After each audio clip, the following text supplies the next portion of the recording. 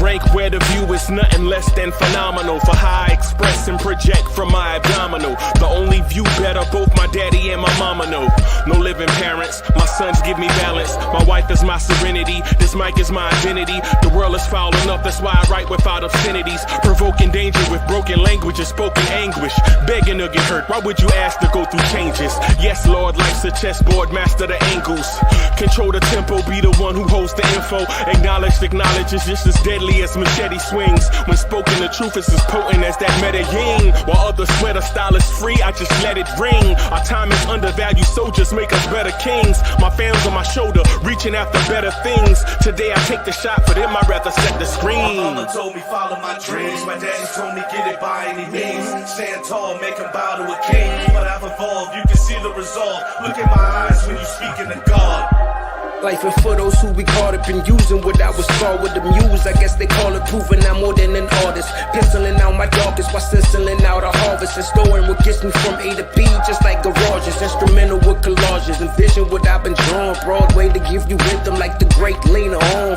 So bent on, found comfort in the storm. Find peace and on when you see them others perform. Organized chaos, outcasted like hey ya.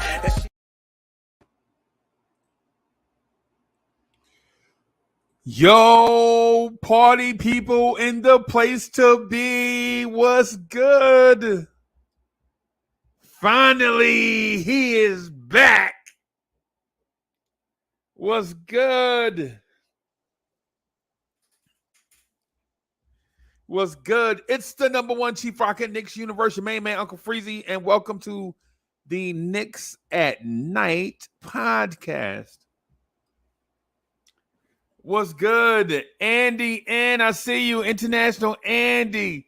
Greeny, what's good? Chef. Fabulous Phil's in the building. What's good?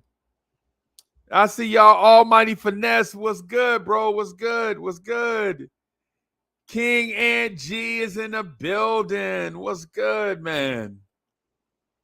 What's good, man? King Ant G, you got your people out here working like a dog, bro. Yeah, man. Got him out here working. Yeah, I know how it go. Work. Got him out here working like a dog, man. Yeah, man. Yeah, man. What's good, party people? It's good to be back in the building. One more time. Just making sure some settings are right. Making sure trolls ain't thinking it's a cookout or something. Yo, y'all smash that like button, man. Subscribe to the channel. And if you hadn't already done so, please consider joining the Blorange Tears family by clicking on that join button on the homepage. And we got some stuff going up to Patreon. I'm trying to upload some stuff right now. Patreon is a biatch. Yo, I hope it's worth it for y'all, man. Listen, man, I hope Patreon is worth it for y'all. I just did a video. I'm so mad that I can't get it on Patreon. I thought about putting it on YouTube, but I can't because it's a Patreon video. So y'all know how that go. It's a lot of stuff going on in Knicks universe. I told y'all sucker ducks. Y'all out there, just wait. Just hold out. Danny Ainge and all that mess I've been hearing. Just be patient. Leon Rose is yeah. And the Knicks and Jazz have not spoken for 2 weeks. And now the Washington Wizards have the inside track for Donovan Mitchell.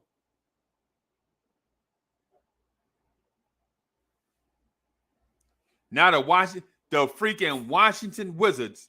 If Donovan Mitchell go to the Washington Wizards, I'm telling you, hell hath no fury like a Knicks fan scorned. I'm telling y'all that right now.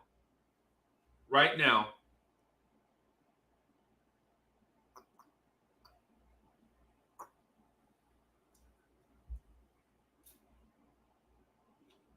Cats out here like my main man, Free Keith out here in these Knicks universe streets talking about, but they playing. I told you, I told you that Leon Rose, and now secret teams are emerging. Now that they know what their roster's gonna look like, and Leon Rose might look like a team president that overplayed his hand. And then he's going to have to come back in front of the microphone like, well, we don't believe in tampering. We never were interested in Donovan Mitchell in the first place. All that BS lies and all that stuff they tell after the fact. I don't want to hear it. I don't. Because all they had to do was pay.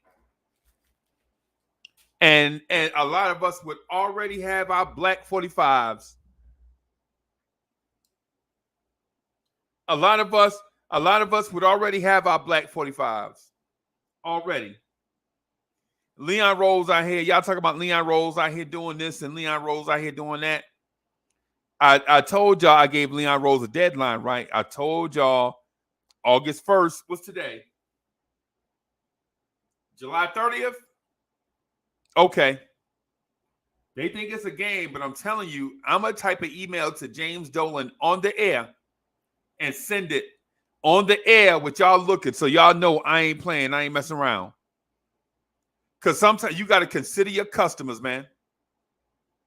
Hey, I wish, is Chef still in the building? Is Chef still in the building? World YL still here? Is World YL still in the building? Is there, hey, anybody in here, are there any business owners in here? Like if you're a business owner, just throw your hand up in the chat. I don't care what size business it is. If you're a business owner, throw your hand up in the chat. It don't matter what size business. I don't care if you own an NBA franchise or you selling chicken wings on the weekend. Throw your hand up in the chat, right? I want to know if there are any business owners. Okay. I see y'all. I see you. Yo, to business owners. Here's my question.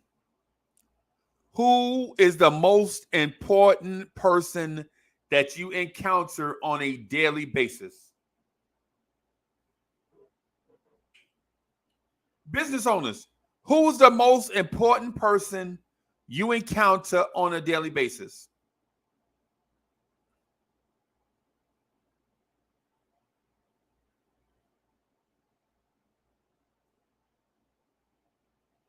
Hope TV is in a building. Business owners, BIM. Yo, who is the most important person that you see on a daily basis? This should be easy, right?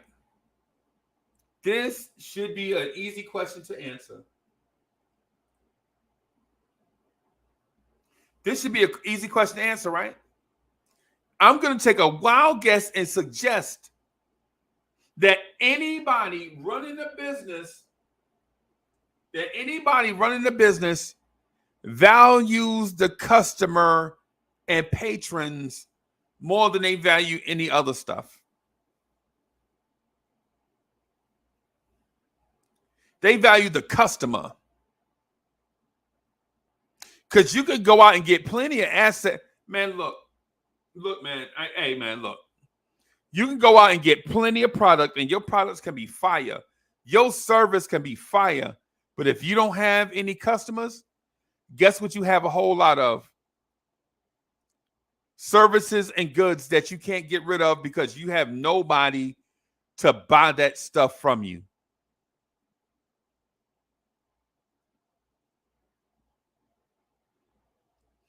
And I'm at that point. I legit did not buy anything Knicks related in July. At first, my excuse was I'm gonna wait till the Donovan Mitchell jerseys come out, right? And then it became how come this thing with Donovan Mitchell hadn't gone through yet? And now it's, okay, they frustrated me to the point where I'm putting my wallet back in my pocket.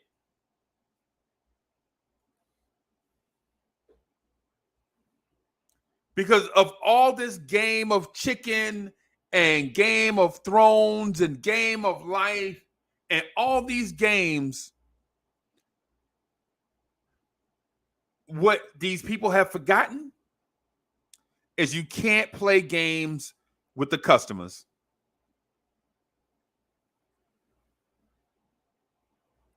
I don't care. You can have, your product can be the best thing going in your opinion. But if you don't have a customer, guess what you have a lot of?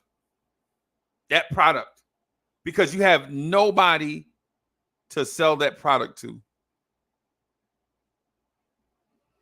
And August 1st is when? Monday? Whenever August 1st is, if this thing with Donovan Mitchell is no closer than it is right now, I promise you, I'm typing out an email on the air with y'all looking and sending it to James Dolan. Because at some point, man, enough is enough. Y'all know how you go into your favorite restaurant? Maybe it's your homeboy's spot. Maybe it's your homeboy. Maybe it's your homeboy's restaurant, right? You go in your homeboy's restaurant. He's not there. You get bad service, and you're like, you know, it's a Wednesday night. They probably short staffed. You know, that lady, Miss Tammy, probably had a bad day, and she wasn't feeling it. So, you know, that's just a one-off. But then you go back in there Friday with your girl. Your homeboy ain't there because, you know, your homeboy get his daughter on every other weekend. So every other weekend, every other Friday, Saturday, Sunday, he ain't going to be there because he got to go get his daughter and spend quality time with her. He ain't there. And now you go in, and now it's Marsha with the attitude. Miss Marsha, take your money and don't bring your change back. You're like, Marsha, where my change at? Oh, I didn't know you want your change back? So you just automatically took my money and thought it was a tip. You didn't even bring me the receipt. Okay. That's two in a row. Like, you like, okay, when the cat's away, the mice will play. And then you go in there, and now your homeboy there. And even though your homeboy there, he provide bad service. He like, man, all this stuff just aggravating, man. This business just, I ain't got nothing to do with that, bro. I'm a patron. I'm a customer.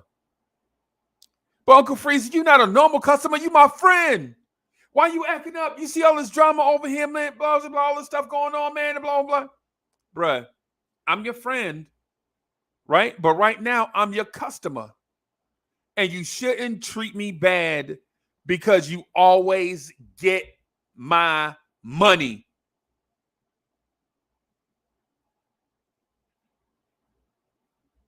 You shouldn't treat me bad because you always get my money. You feel like because we have an ongoing relationship, and I always come here like I'm loyal. Just because I'm loyal, you shouldn't treat me bad. And that's where I feel like I am with the New York Knicks. I'm not saying that y'all should feel this way. I'm not.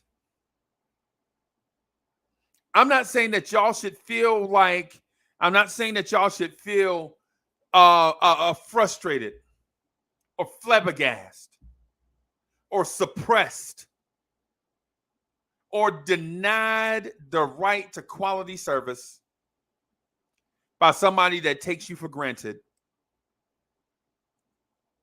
You should not feel frustrated, suppressed, denied the right to quality service just because you know me and you know I will spend money. James Dolan. And I know people are saying, man, that's that one random email, man. He ain't gonna read that email, man. And you ain't nobody. All you is a Knicks fan. Right. But you know what I can be, though? Instead of being a Knicks fan that contributes and buys in and tries to be positive and spends money on stuff and spends money on these tickets on the road, goes and supports the team, be at the rail waving at Knicks players that don't ever dap me back.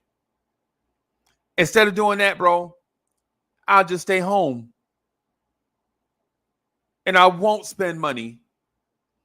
And I won't buy League Pass.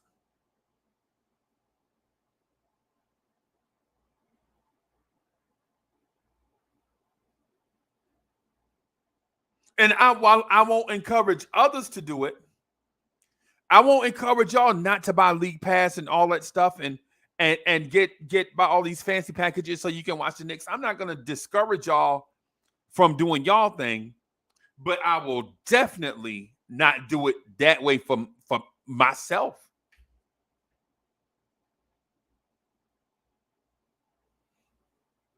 You know what I can do?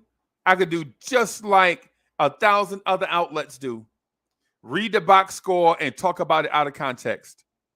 Oh, RJ Barrett was 7 for 24 tonight. He trash. I can do that. Instead of talking about things in context. Like, man, RJ was 7 for 24, but his shot was just rimming in and out all night. Just rounding out. It's just a bad night or something. It must have been something in the air or something. Instead of doing that, I can be like, RJ Barrett was 7 for 24. He can't shoot. Why are y'all letting him shoot? His field goal percentage is terrible. Why are y'all trying to make him a star? I can do that. Others do it. Why not? I can speak to things out of context and all that stuff, but I don't want to do that. All I want as a fan that spends bread and time and energy in Knicks-related stuff, all I want is something reciprocated towards me. Anything.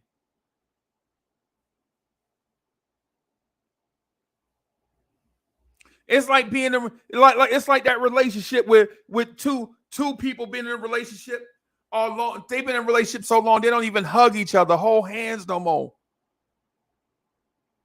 Y'all know what I'm talking about? I listen. I got friends like that. Me and the missus, we will show affection out in public, in the house, where we buy and sell. It don't matter, right? You be in a relationship with somebody for so long, they don't show you anything in return. Nothing. All I'm asking from the Knicks is show me a little something. At least let you know you value your customer. New York Knicks. I ain't bought nothing in July, and that's odd for me. I buy something. I don't care if it's like a cup or something. I buy something, like just anything, little keychain, something. I'll buy something every month. And it ain't always got to be nothing major. It ain't always got to be a limited edition autographed Clyde Frazier home New York Knicks vintage jersey. It ain't got to be nothing that crazy. But it's something. I spend money on the Knicks. I spend time on the Knicks. I spend energy on the Knicks, and all I'm asking is for the Knicks to do something in return. That's all I'm asking. I'm not asking the Knicks to go out. I'm not asking the Knicks to invite me to some limited seating thing and I get treated fancy. I'm not even asking for all that.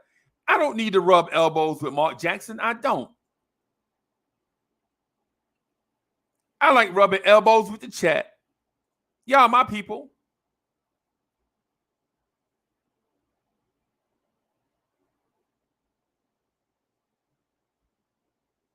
All I want is something in return. All this stuff is going on, and the Knicks are doing and saying nothing, like they don't owe us anything. And I know somebody I was told the other day, and this is funny. This is funny. I'm gonna share this with y'all. I can't get into the particulars, but I was told that somebody connected to somebody through a work function came across this channel and is like, why is that big dude always saying something bad about the Knicks? And then somebody who had my back, and what I realized is it's thousands of y'all that have my back, and I appreciate that. It's thousands of y'all out there that have my back. It's thousands of y'all. Be like, no. You can't just go by that one part. You gotta listen to. You gotta look at the channel. You gotta watch the video. You gotta watch the whole thing. Somebody stood up for me and was like, nah, man, Uncle Freezy always defending Tom Thibodeau when everybody, you talk about fire Tibbs. Uncle Freezy always defending Julius Randle when everybody was like, when everybody's always trade Julius Randle. Uncle Freezy is always talking about RJ Barrett shot preparation and relocation is the reason why RJ Barrett brought in too much weight. He'll get back better. So somebody connected to somebody at a previous job knows somebody in a place close to the Knicks, close to these guys. And they're like, man, I just don't like him. He too negative. And somebody had my back.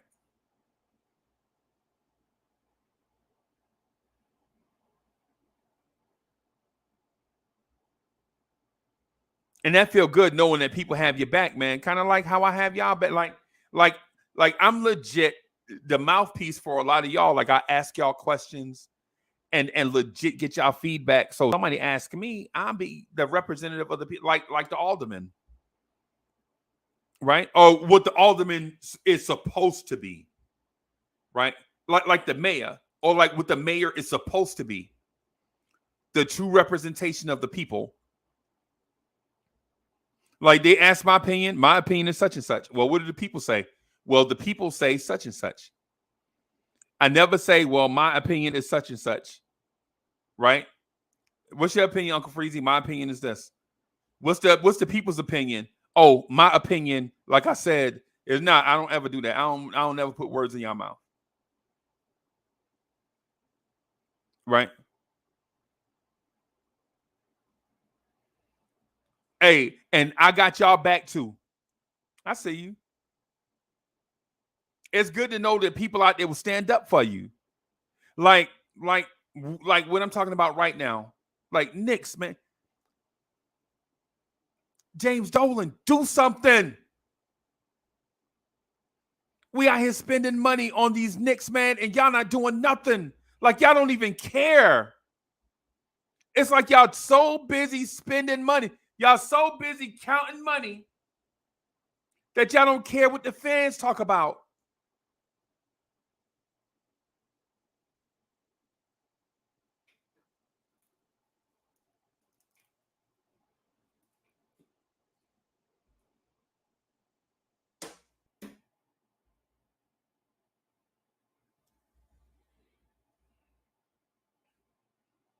All I'm getting to is, man, today it's been a busy day. Was on did the joint with Pastor Jay today, or with Jeremy today. He probably somewhere in the chat. That was fun.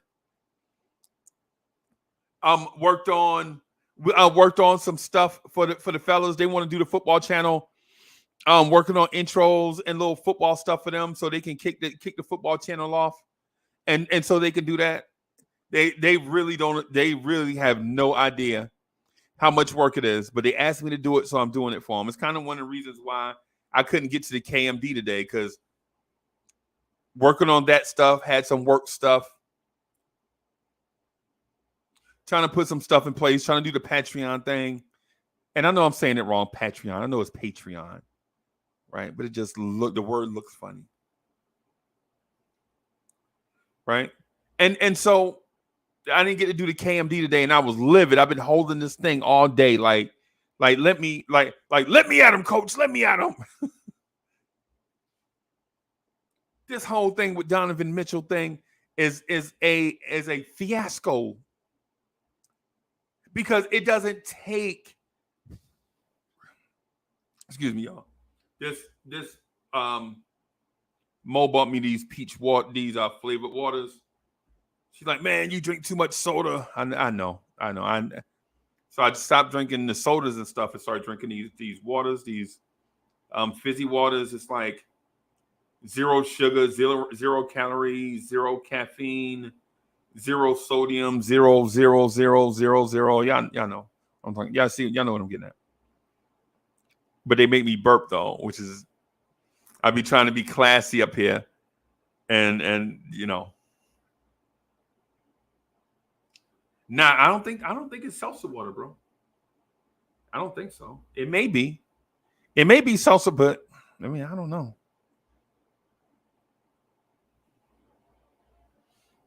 So my deal is with the Knicks organization is, when are y'all going to appreciate us? When are y'all going to appreciate us? When are y'all going to show us some love? Like legit, I honestly can't believe the Knicks only show love to season ticket holders.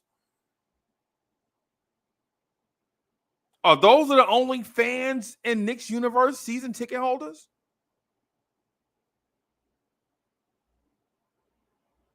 I don't live close enough to be a season ticket holder. I probably would be one if I was close enough.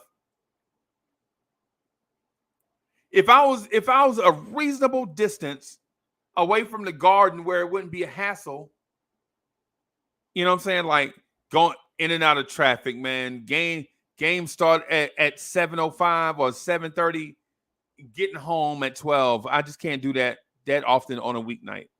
I just can't. Career stuff. Right?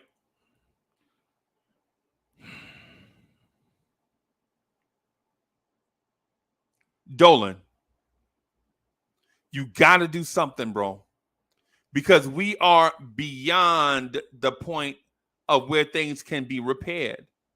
I watched the draft and we didn't walk away with anything. We didn't walk away with anything in the draft, bro. We walked away with. We didn't walk away with anything from the draft. And that's frustrating. Right? And in free agency, you signed your nephew, which in its own, you listen, if I wasn't a Knicks, if Brooklyn had done the same thing, I would be telling that joke 24/7. The only person you could sign was your nephew? Trust me. But I'm a Knicks fan, so I let it ride. And I know the kid is not his nephew, but y'all know what I'm getting at. Y'all know what I'm getting at.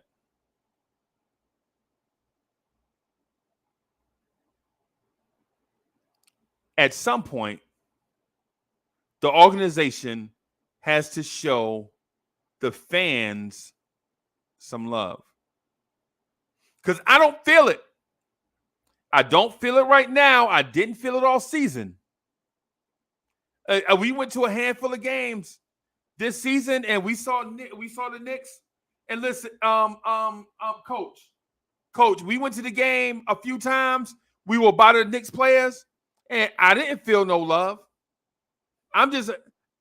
For instance, I'm not Jay Boogie, right? I'm not Jay Boogie. I can't just show up and Worldwide West walk over and talk to me. You know what I'm saying? That ain't what it is. I'm not Jay Boogie. I'm Uncle Freezy. And I'm gonna be the best Uncle Freezy I could possibly be. Period. That's how I roll. That's how I am. And with all of y'all in the chat, one day we're gonna have a function, all of us get together, and y'all gonna be like, yo, I thought Uncle Freezy was 8 foot tall. Nah, bro, I'm just like y'all, man. Just like y'all. Just like Big Oso. Just like Jerry Fitz. Just like Almighty Finesse. Just like Miss Geraldine, except I don't bowl as good. Just like Miguel P. Just like KBL. I'm just like y'all. A regular person, you know what I'm saying? Except the thing is I rock the mic. That's the only difference. So I don't have like this big persona. Like when I show up, they be like, hey, that's Uncle Freezy from Blorange Tears. Now people probably won't even recognize me, man. I'm not that guy. But what I do is support these Knicks. And what I don't is feel love from the Knicks organization that I've been supporting for all these years. They just taking my money blindly and not giving me anything in return.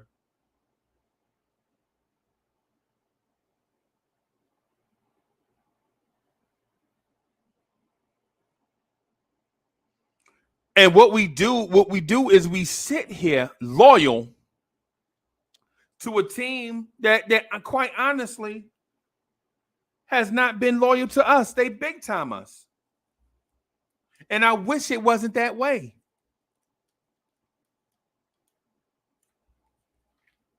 I wish it wasn't that way, man. And people will say, well, the Knicks have all these things. And so I get it. The Knicks contribute stuff to charity and all that stuff. Me too. But what I'm talking about is not what they do in the community. I do stuff in the community also. And what it is ain't nobody business. Ain't nobody business what I do in the community. I choose to keep that private. It's like that. That's the way it is.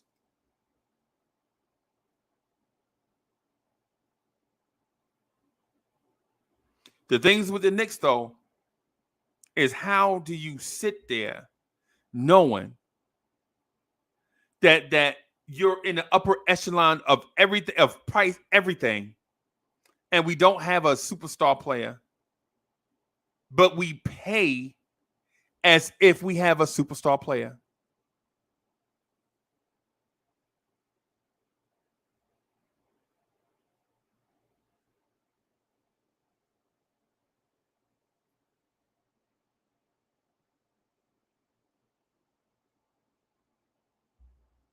And I know it seems like I'm bashing the Knicks. I'm not bashing the Knicks. I'm bashing this situation, right? Think about what I'm saying. I'm not bashing the Knicks. You never heard me call the Knicks trash. All you heard me say was, I wish the Knicks would show us some love. This thing with Donovan Mitchell is frustrating. I'm a fan. Shouldn't a fans say mean something to people that own a business, a customer? Shouldn't a customer have some type of say?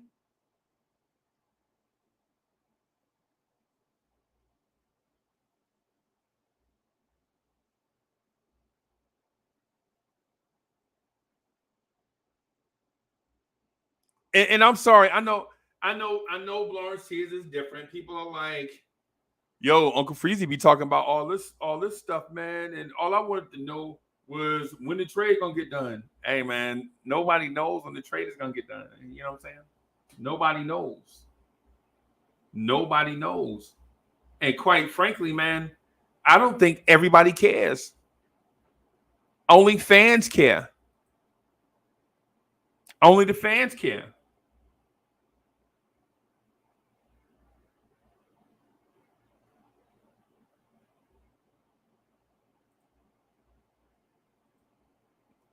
Hey, man, I really want to talk some basketball and get this Donovan Mitchell thing behind me.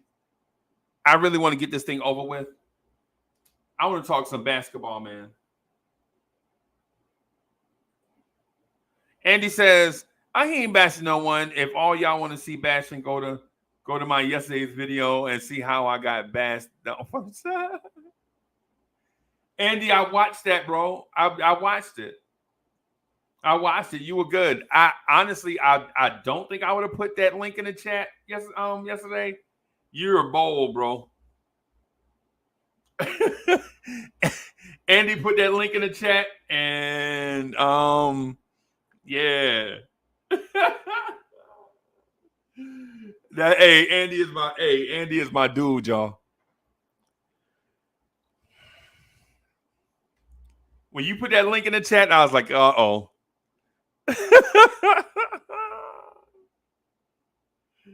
Yeah, man.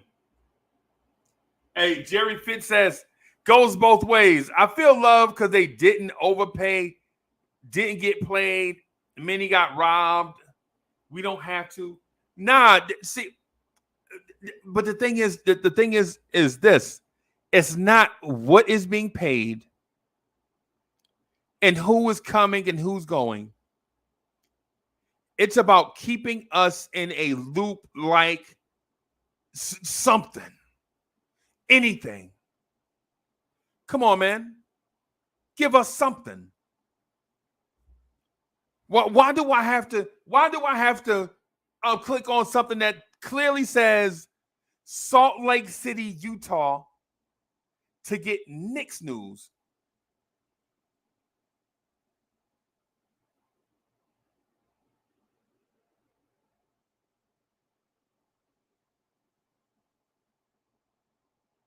So, Mr. Fitz, listen, it's not that, but it's this. Why do I, a Knicks fan on the East Coast of the United States, have to click on something that says clearly Salt Lake City, Utah, in order to get Knicks-related news? Coach!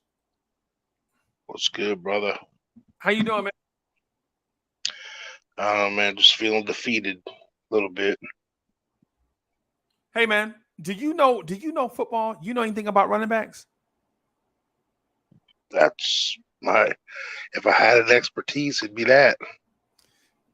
All right. So I'm ready to argue with somebody that Fred Taylor, when healthy, was just as good as Hall of Famer. He's getting robbed. Yes. Fragile Freddie may be as good as Emmitt Smith. Oh, talent-wise, most definitely. We talking about talent. We talking about talent, man. We talking about talent. Oh, and we talking about talent. But that's a discussion for another channel or something. Yeah, I mean, I'll close with this. Emmitt Smith is the most durable running back of all time, for sure. Right. One tough, durable, reliable. Behind Walter Payton. Yeah, sure. Yeah.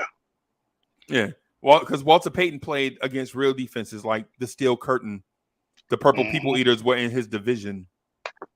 Walter Payton played against Gang Green, the Big Blue Wrecking Crew. All those defenses, bro. The 86 Giants. Yep. The late 80s. Walter Payton played against the Dome Patrol. You know what I'm saying? He played against those defenses that had in San Fran that had Keena Turner, Ronnie Lott, and those boys on it. You know what I'm saying? So, yeah. So, yeah. But anyway, when are the Knicks going to give us something in return? I don't know, man. It's one of those things where you get let down so many times, and you try to stay so positive. You stand behind your man or your woman, and they just keep letting you down. Yeah. And it ain't like I'm gonna divorce them, but some nights to think about it. Yeah. I mean, I never could, but I've been rolling with these dudes for over 40 years now. You know, Yeah. and I just feel I try to look at the glass half full all the time, but Right. this one's hurting right now. So Oh. close. All I want. Excuse me, I'm sorry, man. This fizzy water has got me, bro. This fizzy water, and then it's peach, bro. I've been telling him, I'm like, yo, get some masculine flavors. She like, what, strawberry? Fuzzy navel. I heard you. Booze Farm. I heard you. Remember that stuff? Yeah, I remember that. Oh man. Yeah, man. Yeah, man.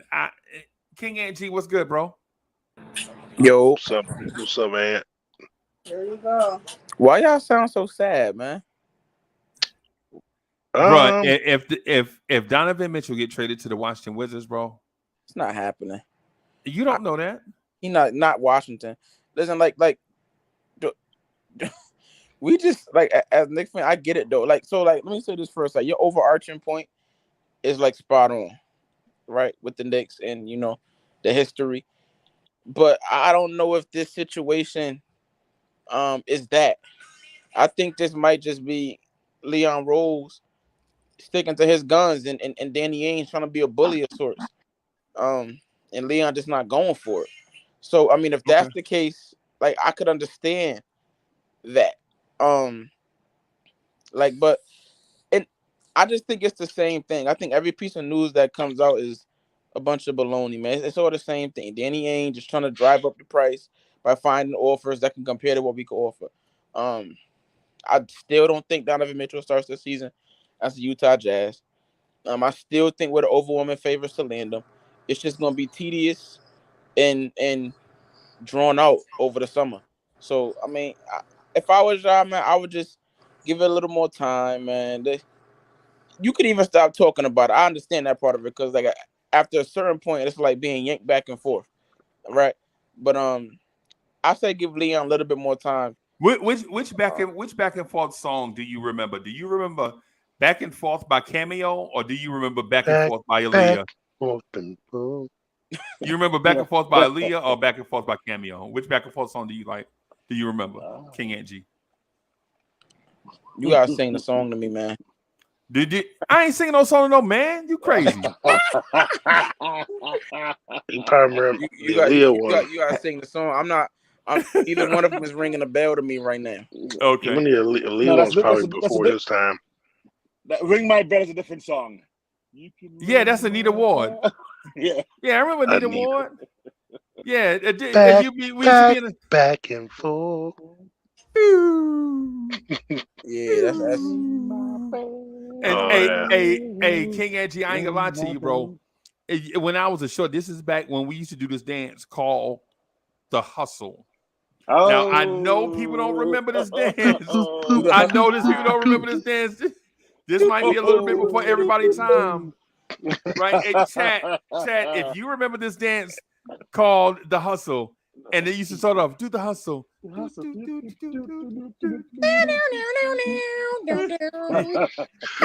and I saw my pops was this thing. I know they don't use this phrase anymore, right? But it's a phrase that we used to use back in the day. My pops is what they called two sheets in the wind. Now I know y'all don't understand this saying. I know, but basically what that means is he was drunk about an hour ago, but he was still drinking. So whatever is past drunk is that, right? Two sheets in the wind, right? I saw a grown man dancing and twirling his hand in the air like this at the same time. Get down on it. Don't get down on it. What you gonna tell me? I really don't want to dance. Yeah, man. But anyway. Anyway, what I was gonna get, what the reason why I changed the subject there is because I felt like we were headed towards that Carmelo Anthony conversation. And so I'm kind of trying to change the subject. You know how you do the old bait and switch?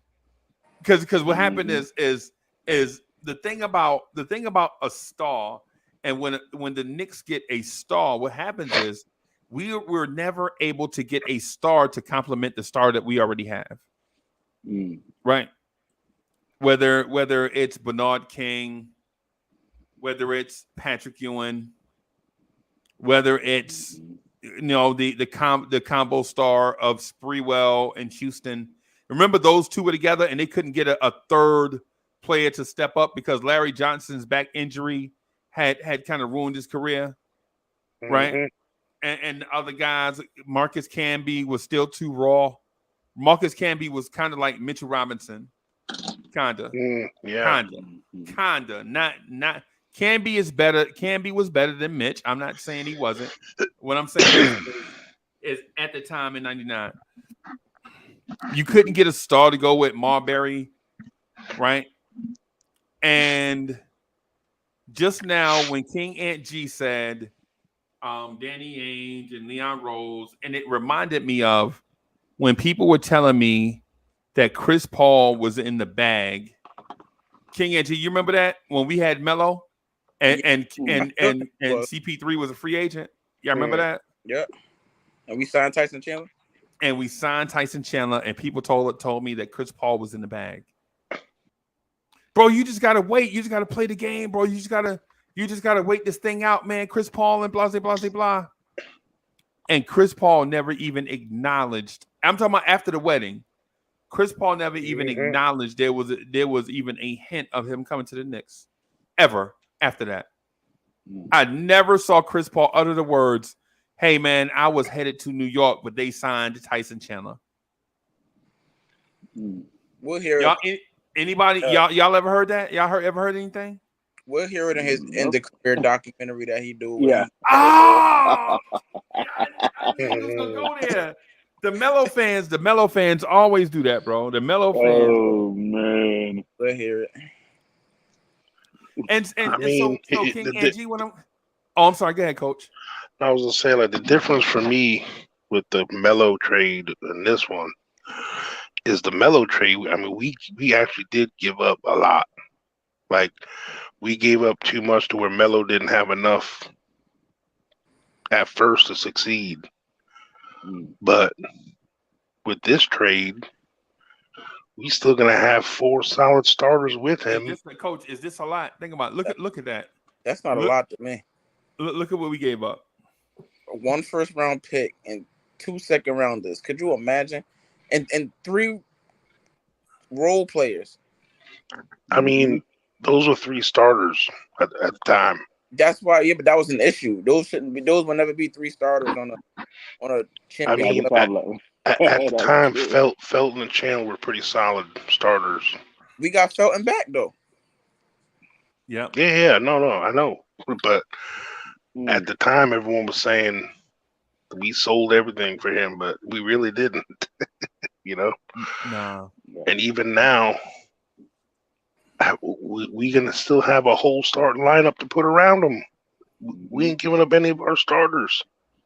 So psychologically, we felt like we lost a lot, and that could be as much an impact as the reality.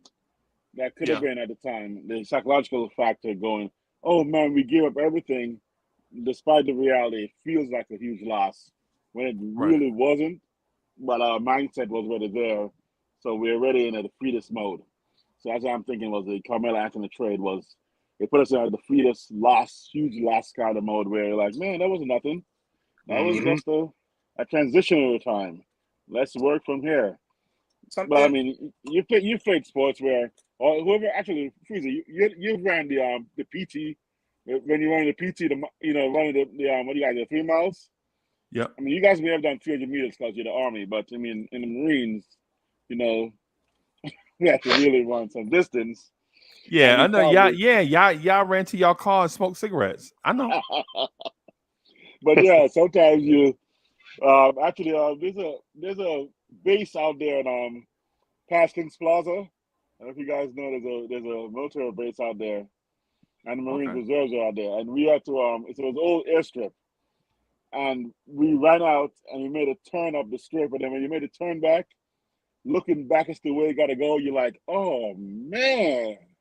And a hot summer, you're like, I'm not gonna make that. So right away mentally, you're already lost. So that's how it feels when Carmelo trade happened, where you already got That's because, but so that's because y'all worked in the office. Y'all worked in pack. That's because y'all worked in pack. Y'all shuffle papers. Y'all like they keep giving oh me these man. they keep giving me these 2 pieces of paper, and they work me like a dog because I got to switch one in a paper 1 and paper 2. I got to keep shuffling paper 1 and paper 2. Oh man. I was in the army, bro. How I knew we were gonna run is our platoon sergeant used to do this cadence called "Get Up," and he'd be like, "Get up about 2:45," and we'd be like, "Get up, up." And if we didn't have that energy, he'd like pick up that pace. He'd like, "Get up about 2:45," and we like, "Get up, up." And then we running, bro, because we can either run 6 miles or we can run 11 miles. So it's better to run 6 miles at a crisp pace than run 11 miles dragging. Right? Absolutely, right? absolutely. Right? But you gonna run. You know, Absolutely. but the point that I'm getting at is with the Knicks is how many times are we gonna let the big fish get off the hook before we realize that it's not the fish, it's the fisherman. But something interesting happened today. I'm gonna sound like Brian Windhorst for a minute. Something interesting happened today. Ian Begley put out a report reiterating that the Knicks do not intend to trade RJ Barrett in a Donovan Mitchell trade. Now ask yourself, why would he do that? Right? And that brings me to this point. We really don't know what Danny Ainge is asking for. If you were to know that Danny Ainge was indeed asking for RJ Barrett, would you still feel the way that the deal is not done? Because what if Danny Ainge is still playing hardball saying, I want RJ? You making that trade? Why are we concerned? But why are we concerned with Danny Ainge? Because you can't make a deal unless two sides agree. Right. So you can't blame one side of the equation when you don't know what the other side is asking for. So this is what I'm getting at is if you don't have enough, move on. But they haven't spoken 2 weeks. Maybe they have moved on. Maybe they have. But why didn't they tell the fans that? I mean, but they never told the fans they were pursuing him either. But it doesn't make it right. I mean, it don't make it right. Well, I'm not saying tell me what I'm not saying that Leon Rose got to knock on my door and come tell me exactly what the Knicks are doing. Knock on my door. We'll be waiting for you. Three's company too. Yeah. See, that's it. Nah. Hey, so King Angie, I'm not saying that Leon Rose owes me a personal note, but our frustration over the past 3 years was the team has no direction. Right? The team has no direction. But if Leon is so, if Leon is so, if Leon is saying, listen, you want RJ Barrett, if you want this and that, this is not a discussion, right? If he's playing that negotiation tactic, there's no benefit to him coming out and making a definitive statement, right? What benefits the team and himself is him just falling back and waiting for Danny Ainge to come back to him, which is the likely scenario. right? So he may just be But playing. that's not a fact, though. But that's not a fact. That's an assumption. Right, but nothing. And it's an educated assumption. One could reasonably like you don't have to be brilliant to understand why you would make that point because it's reasonable. But at the same time, you have to admit that is a gamble. And Freezy, like you make a point. Like the communication to the fans needs to be made in some way that if the line in the sand is RJ Barrett for us, then we need to show the fans and RJ Barrett that we don't plan, we support and believe in him and want him to stay here. And he's not someone we're willing to give up. There's nothing wrong with letting us know that, if that's what the stipulations are. So like, is there a like a time frame to where we don't want Donovan Mitchell anymore? So like, if it takes a month instead of 2 more weeks, do we just not want him anymore because it took a month instead of 2 weeks? Hey, my timeline, my deadline is August 1st. Man, Freezy, if we get Donovan Mitchell after August 1st, you're gonna be a happy man. No, not really. Not really. Because not Angie, bro, let me bring in Rob the Knicks so he can co-sign for Leon Rose. Hey, what's up, Rob the Knicks? What's up, OG? What's up, baby boy? What's up? Yeah, I know you're gonna come in and co-sign for Hey, man, you know what I'm Here it come, man. Here it come. Hey, look, first of all, Leon's hero. Hey, look, first of all, Freezy. Look, last night you on dope with the Queen. Yo, you represented. Appreciate you. You represented. Oh man, yes. Hey, look in here. Yes. Y'all all, hey, look. Y'all all represented last night. I was proud of everybody on that panel. And if you didn't see that Dope Sports with the podcast, everybody need to watch it in its entirety. Yeah, I gotta check that out. It's Dope Soul Sports Talk, right? Hey, look, it was super dope. The Queen was dope. Look, what she talked about was dope, and she brought it up. So I have to get all hail to the Queen on that. But Freezy, you represented. Everybody represented. Look, I was so proud of all of y'all up there. Look, me and my kids, we sat down there and we watched it that day, the next day. I seen it that day, but I had to show my kids when everybody feeling the same thing, how beautiful it can be. Right. It was like everybody had a different platform. Everybody was speaking from where they came from. Right. With that, man, that was super dope, man. That was like, look, that was the dopest thing I seen in the 4 years I was on this thing. That was super dope. Because when I looked for the first channel, I only seen one. And now we got 10. Yep. And everybody is speaking something different. And guess what? What's going on right now, Nick Nation, is something that's like, yo. But look, now you want me to say what I need to say right now? Y'all want to hear the whole deal? Yeah, hey, and so, nah, man. The deal is the platform is a place for everybody to come share their opinion, as long as nobody don't get wildly disrespectful, bro. Hey, we all come, and I know you don't. I'm talking in general. I'm not talking about you. I'm just saying in general. I know, because I know I don't. I know. Yeah, I know. I know it. But what I was getting at is this is the place for us to do it. Because you know you ain't getting you can't do it on the Michael K show. Hey, look, they just so fake that when you say your question, everybody don't know that person got cut off as soon as the question didn't go there. Yeah. Right. They talking and it's no feedback. So we already know that. Look, but that media thing that y'all did yesterday, man, that was so dope. Right. That where people are getting their information from, how you feel. Look, Nick Nation has faults too. We have faults. Yeah. Nick Nation has faults. You may talk to one guy, he don't know that this guy got traded and he's still on that. But that's how it goes down.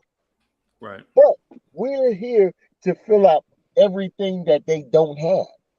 Right. And it's so I was so proud that I was a participant 4 years ago, just for me, just like finding us. Right. I was so happy just finding us. Right. Everybody came into one day and said, look, on YouTube, let me find where the Knick content is at. Every New York Knick fan had to come to YouTube and put that in. If you didn't hear it on Twitter, because I didn't, I wasn't a part of the Twitter world. I was part of my own mind saying me. I know it's more people out like me, and I Googled it. And I seen Sims, and then I seen what you was doing after, and then it was just like, the avalanche. And that was just so positive yesterday that the questions was dope. What Steph was asking, what the Queen was asking was dope questions. And I don't care how long it took for everybody to explain how they got there. It was worth, because they're content creators. And us as fans, that's not a content creator, it was important to know how this person got there. And that was the best show I've seen. And I seen you, I seen Tears, I seen everybody that I respected. And it was a couple of more that I needed to see, but you can't put everybody on the screen. Right. But look, it was total representative of what Nick Nation feels about.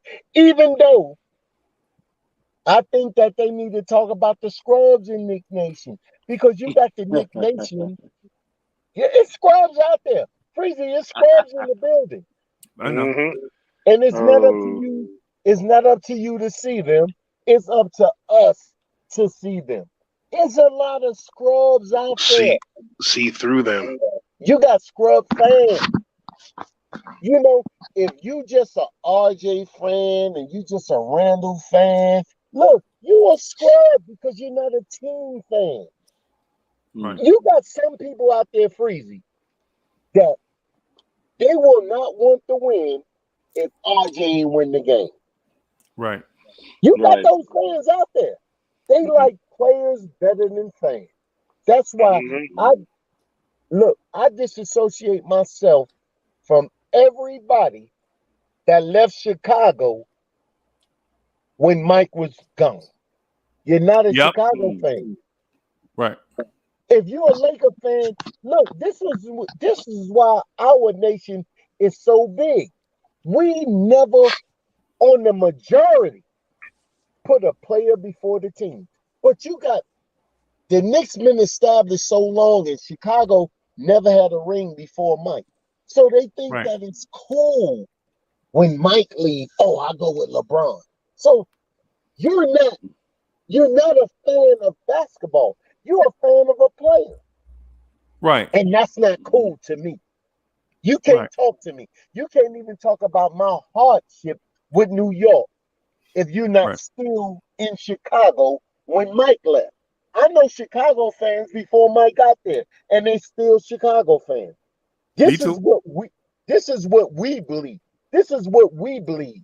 Them tears that we believe is for the colors, because what's on the jersey represents us. It represents us.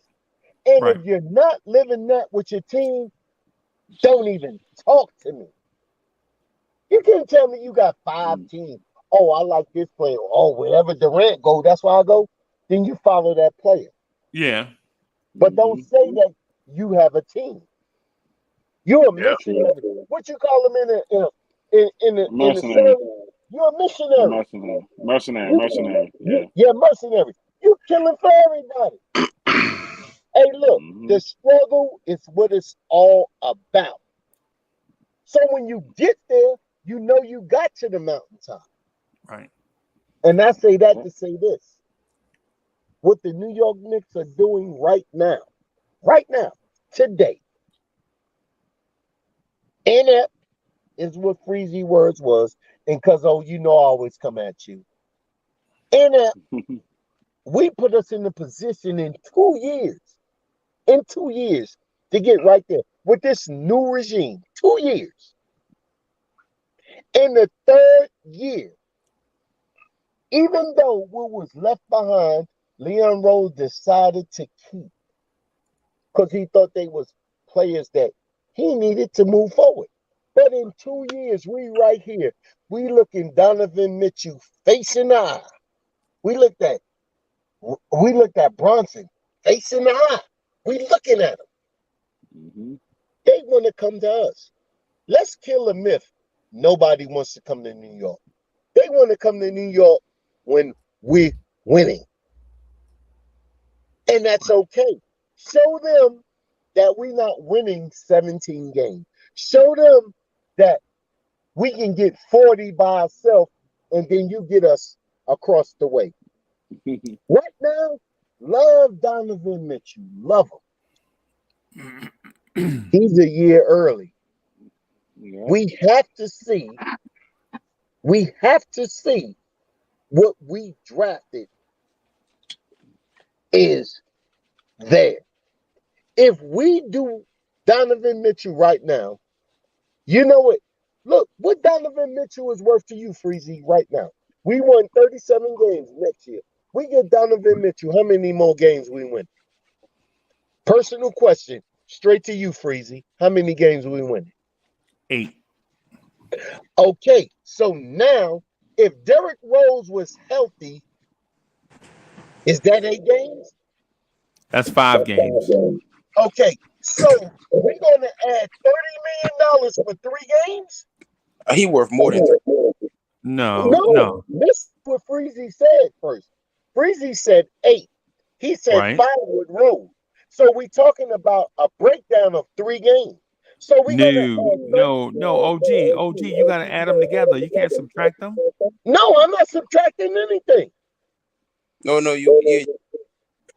Derrick Rose and Donovan Mitchell together would be worth 13 games. That's what he's saying. 13 games. Okay, so 13. Okay, 37, 13. So you're saying them two 50. with 50 wins. 50, yeah. Okay, so now look, let's break it down, fellas. You're saying 50 games. Did you go to the Atlanta game with us? Game with us? Yeah. Man, come on, man. You know I was there. No, I'm talking about in the seats. I ain't talking about in the suite. I'm talking about regular season. We did 2 games in Atlanta. We did 2 in Charlotte. Okay. I was there at all of them. Oh yeah. Okay. Oh, hey, I'm glad you said this. You remember that Friday night in Charlotte, right?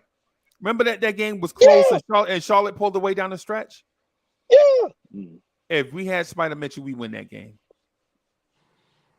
If Tibbs ain't pull out Obi, we win that game.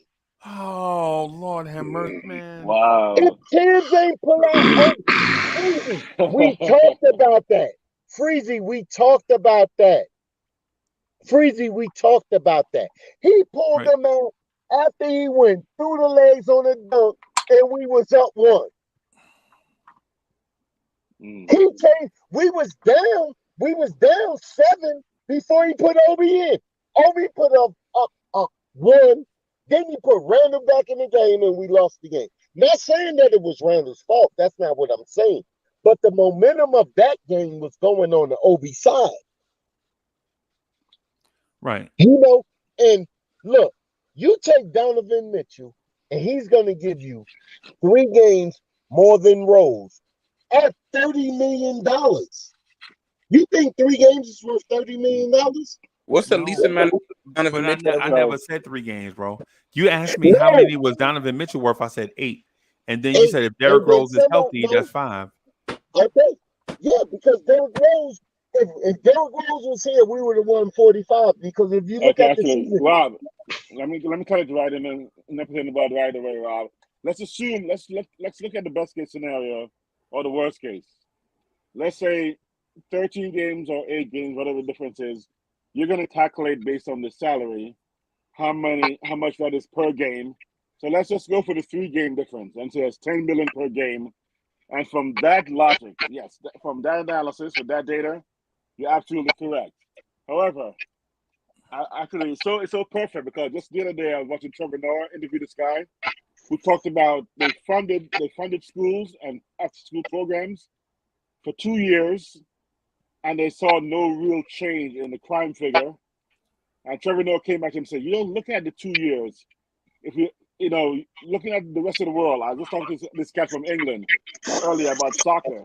You don't fund those 2 years of players. You fund them from their childhood, and the results are done 6 to 8 years later when they become teenagers and adults. You don't go 2 years and go, oh, sorry, they didn't make it.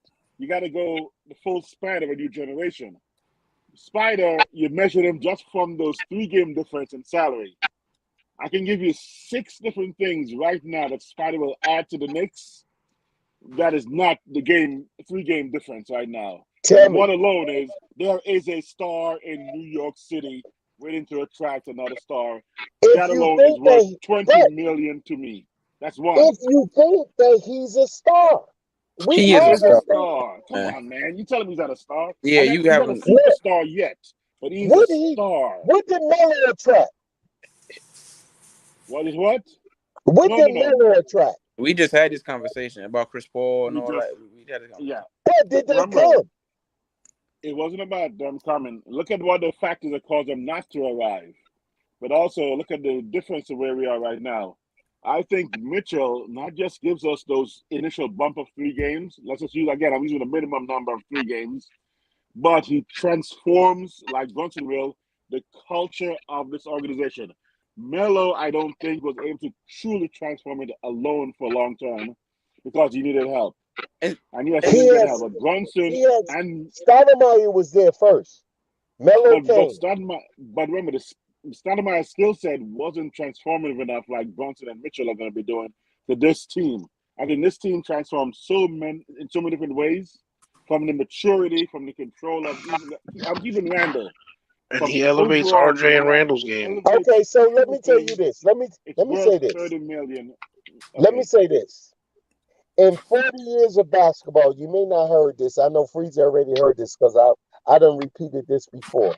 And since the rule changed, when you couldn't guide the man with your hands, the last 6'3", 6'1" point guard that won a championship was Isaiah Thomas, and that was Kyle Lowry. It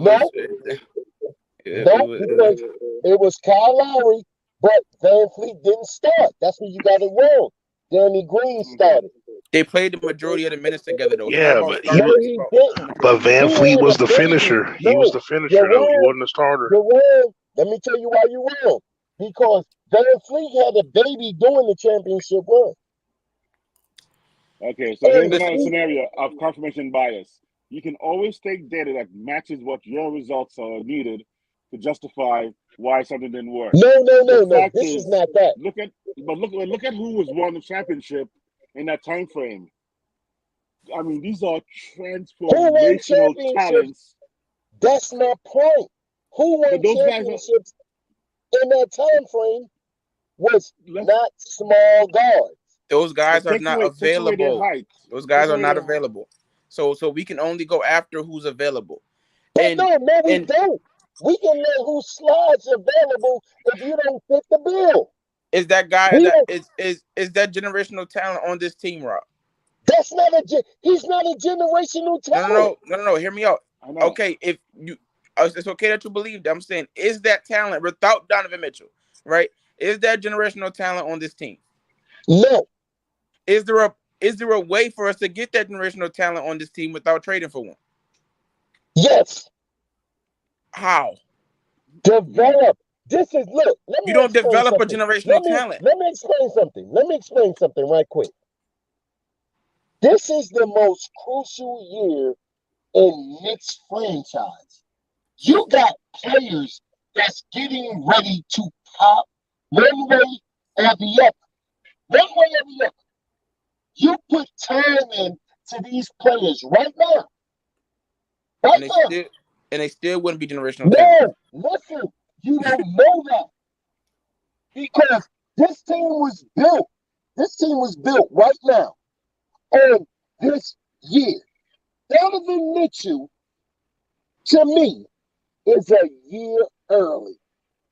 You have to sign, look, quickly then transform. You got Obi did what he did. It's too many questions. If I asked you what our record would be right now, you would say, if this person does that, if this person does this, this would be our record. If you let this year pass, you would know. All-stars right now, in the last 3 years, every all-star was available. 3 years available. Donovan Mitchell is not the first. You may know, but Rob, what you got? I don't quite fully understand your point, because you're saying that we'll know if these guys are good or not after this year. But after this year, wait a minute though. Wait. What if we find out they're not good? Okay. Then we're really not getting anybody. No, so the point is, when the talent is available, you go get the talent. No, you don't. This is what you do. Because if you give up this talent right now, you're going to give up 3-4 draft picks. You're going to give up players. All right. You're going to give up players. How do we get those picks? And if Donovan Mitchell only win you 45 games, that would be next. No, guess what? Look, Rob, how do we get those picks, Rob? We got them through the front office. Okay, well, how come? Where can we get them again? Okay, no. Oh, so you want to wait another 2 years? No, Rob. No, you want to wait another 2 years, wait for these players to develop. I think no. You gotta give RJ his year. You can give him his year with Donovan Mitchell. You can have more than one good player on your basketball team. With a better player next year. You know why you're not gonna have your year? Why do we still got Randall there? Why do we think we can only have one good player on our basketball team? Right. If RJ Beard is good, adding Donovan Mitchell is not going to make him less good. Okay, make him better. Only thing I can say about that is this here: if you was down with the rebuild, he's 25. All right, listen, and I'm gonna shut up after this. You got some things down with the rebuild. You got some things that's down with, okay, when the acquisition come up. But when the Knicks started this thing 2 years ago, when this front office came, they started with the rebuild. Now, if you want to break up the rebuild from Donovan Mitchell, I understand. But then you say that. It's not what that is. Down with the rebuild with this third pick, not saying that I'm an RJ guy. What I'm saying is not black and white like that, Rob. I'm just saying, what I'm saying, now listen to what I'm saying. I don't see how the 2 points correlate, Rob. Donovan Mitchell is 25 years old. Getting Donovan Mitchell is not stopping the rebuild. Yes, it is. Let me tell you. No, it's not. He's 25. Tell us why, Rob. Let Rob tell us why. Go ahead. In my point, this is why I'm telling you why. Because you're putting somebody in front of what you built. No, you're not. Hey, look, you said you was gonna let me say. My bad. Go ahead. All right, don't stop me on every word. Let me finish and I'll listen. If you're gonna get right now in contract year of RJ, who everybody says should be, my point is different. If everybody says RJ is the face of the franchise and this is his year to prove that he deserved a max contract, you got Randall going to be getting 30. Then you're going to add a player that's going to get 30. And then you're going to put RJ on this team and he's going to be getting 25. You got $85 million locked up on winning 45 games right now. I didn't say 45. No, look. No, listen. You say you're going to let me finish. Rob, you've been going for 20 minutes, man. Yeah. Maybe not been going for 7 seconds. Okay. I'm Bro. just explaining. I'm explaining this one point. So Rob, do we make the playoffs next year with Mitchell? In your opinion? I think we make the playoffs without him. Okay, and so listen, with Mitchell in our starting lineup, if we made the playoffs, we'll have the youngest team in the playoffs. Do the math on the ages. No, we won't. Oh, but the rebuild is No. over. Cleveland will. You're wrong. Go back and do your math again. Ron, if Donovan Cleveland Mitchell Cleveland is not as young as us. No, because Cleveland had Kevin Love starting at 30. Yep. No, they didn't. He wasn't starting. He came off the bench. Moody was starting. Kevin Love was coming off the bench. I don't know about that. No, it's true. Kevin Love was coming off the bench. Rob, if Donovan the overall Mitchell team, youngest overall team. If Donovan Mitchell only added 8 wins, right, the Knicks would win 45 games. You want to hear an interesting stat? That would tie for the fewest amount of games Donovan Mitchell has ever won in his career. Every season. Wait a minute. Wait. Nope. You said you was gonna let me go. Every season he's won at least 45 games. Right? There you go. That's Stand your value. ground there, young fella. Stand your ground. That's value. Every season he's won at least 45 games. You talk about a rebuild, right?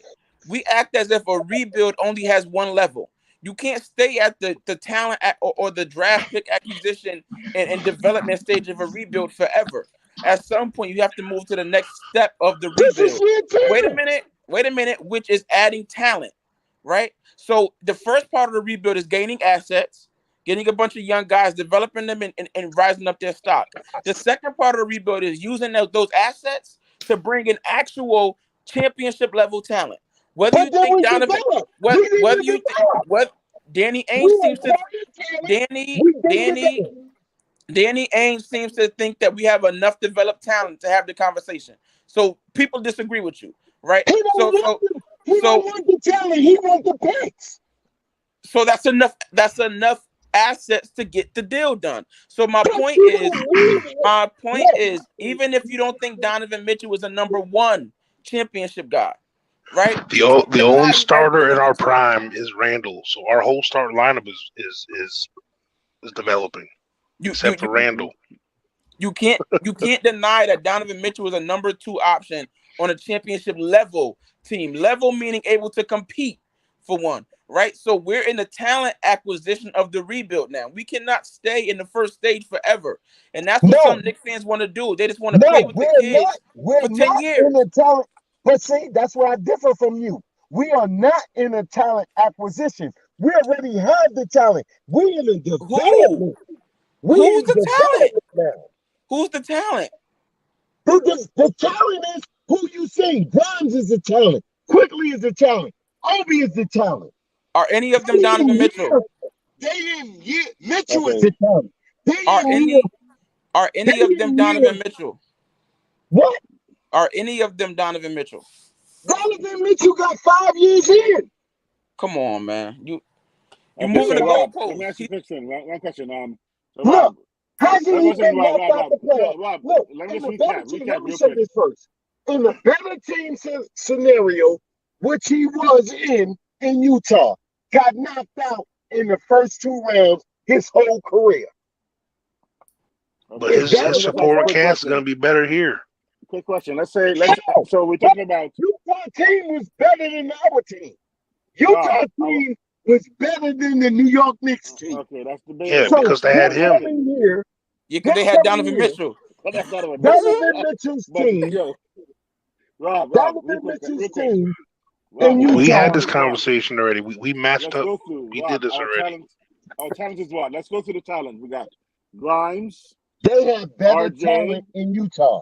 I don't know what talent we have right now. I'm not debating the Utah comparing them. I'm just talking about what we have. Coach, now you see why I go to the fridge and get waters.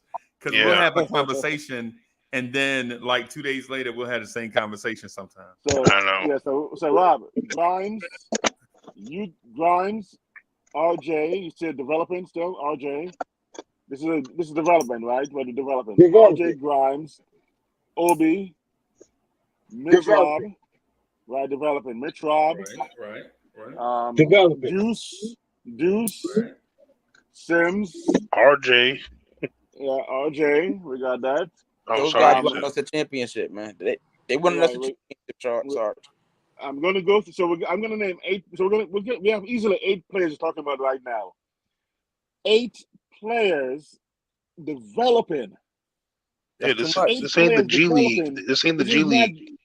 Exactly. It's not NFL. You got to consolidate it. Exactly, got to consolidate. All we're doing is taking away 2 of those and adding and an bringing elite in a one. guy. Right, we're taking away 2 of those and bringing in a guy who's going to take our existing developing players to the next level. Who's going to make them better. So that's, you're not talking about wiping out 4 or 5 of these young men. Right, and see, as Knicks fans, what we don't realize is we're lucky 3 of the guys we're developing are good enough to start for us. Right. You know what I found out? And also, King Angie, let me ask you this. I already know the answer, so it's rhetorical. But what I'm actually sorry, Cap. I didn't mean to cut you off. Yeah. What I'm actually doing is teeing it up for King Angie because he had a good point. And so sometimes when somebody be on the roll, you know how the point guard be like, "Yo, run caddy so I can get King Angie that shot in his sweet spot." That's what I'm trying to do right now. You know what I'm saying? Hey, King Angie, has any of these guys that were mentioned averaged 20 points per game or more in every year of their career since they entered the NBA? Not one of them. You know why? Because only 6 players in the history of the league have done that. And Donovan Mitchell made number 6. Would you say Karl Malone is a top scorer in NBA history? Is one of the top scorers in NBA history? I would. Yeah. Freezy. Well, you know who has the most 30-point games in Utah Jazz history? Donovan Mitchell. Yep. In only 4 or 5 years. What does that mean? Look, Malone didn't shoot threes. But Malone shot a whole bunch of free throws though. And he shot a whole bunch of twos. Yeah, and Mitchell's a 3-point shooter now. Karl Malone is the second leading scorer in the whole NBA. History, I know. Longevity. Well, I don't think he knew that. Here's a message for. He was number 2 behind Jordan many years. Here's a message for some Knicks fans. If you just want to watch young guys be developed and play every year, go root for OKC. Exactly. There we go. But that is not how you build a championship basketball team. We look at Golden State and we act like that's the rule. No, Golden State is the exception. They're the exception. Unless you draft generational talent. 2 years? Unless you draft generational talent. You don't develop a regular guy into a generational talent. That doesn't happen, right? You know guys are generational talent. What generational talent did Golden State draft? Stephen Curry. And he was what number? Oh, what are we talking about? We're talking about his draft status. It's only one team in the NBA that won the championship with a lottery pick where the best player wasn't a lottery pick. And that's Milwaukee. Yeah, they drafted Giannis, who is a generational talent. Pick, though. I'm not talking about lottery picks. I'm saying we don't have that generational talent. But you don't know when the generational talent is going to show up. Okay, so what he's talking about is next year. Talking about saving the picks for next year. So how many picks do you want to have next year? What you need to do in RJ's year right now, you need to let him see. It's too many questions. If I told you that we got Donovan Mitchell on this team and I asked you how many wins, you're going to say, but if this guy does this, if this guy does that, let's get those questions out the way so when you add that player, you'll know what this player has to do to get us to win. But Rob, hear me out, right? Okay. Once you find out those answers, right? you may not then be able to get that player because the answers may end up being they're not good. And then you Man, can't these get a All-Stars Donovan are Mitchell. coming up. Look how many All-Stars are dropping. All-Stars are dropping once a year. And You need good players OG, the around Giannis thing ain't fair because Milwaukee also had the number 2 pick in the draft, and they took Jabari Parker. And he wasn't on the championship team, so because it is fair. because of injury. But it's not Hey, like look Milwaukee. here. But it's not like Milwaukee didn't try to do that tanking Hey, blueprint look, because they but did. he wasn't on the championship team, so it does matter. And no, what matters is They they tried drafted to do wrong. that. No, they tried to do that, and it just didn't work out. Hey, look here.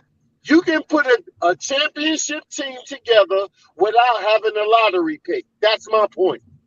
Who though, Rob? Who? Milwaukee did it. Giannis was a lottery pick. You keep saying No, he that. wasn't. He was 15. He was outside the lottery. Oh, he was a pick outside the lottery. Oh, wow. How many Giannis's growing trees? How many Giannis's? Why talk make the exception the Hey, rule? look. Exactly. By the way, I can tell you a bunch of them. Who? Look, Gilbert Arenas. Okay, look. Gilbert Arenas was not a generational talent. Hey, look. But who picked the generational talent? If you can pick that draft class all over again, Giannis would have been number 1. So don't look at the draft. Look at look at your staff of who you got drafting people. And so far with the Knicks, they've been doing great in the draft. And you might not value the players that we draft the way that other teams do. Grimes is a gem. Quickly is a gem. Those are gems that if they would redo the draft, they would not be in the same area that they were in. So and Rob, we can all agree on that. So Rob, your solution is we just keep drafting. Just keep every year. Just keep drafting. Is this. No, this is my solution. My solution is we at the crossroads right now to see this year before we add anything. Because if you think that if Derrick Rose was healthy all of last year, would the Knicks won 37 games? Hell no. It took away the point guard that really did things for us. So now we're giving back the point guard that can do things for us. So you stay the course. You stay the course. But you can't depend on Derrick Rose staying healthy. Hey, look, we don't need Derrick Rose right now because we got Brunson. Okay, so I see where you're going. I see where you're going now. I see where you're going, Rob. But Rob, how about this?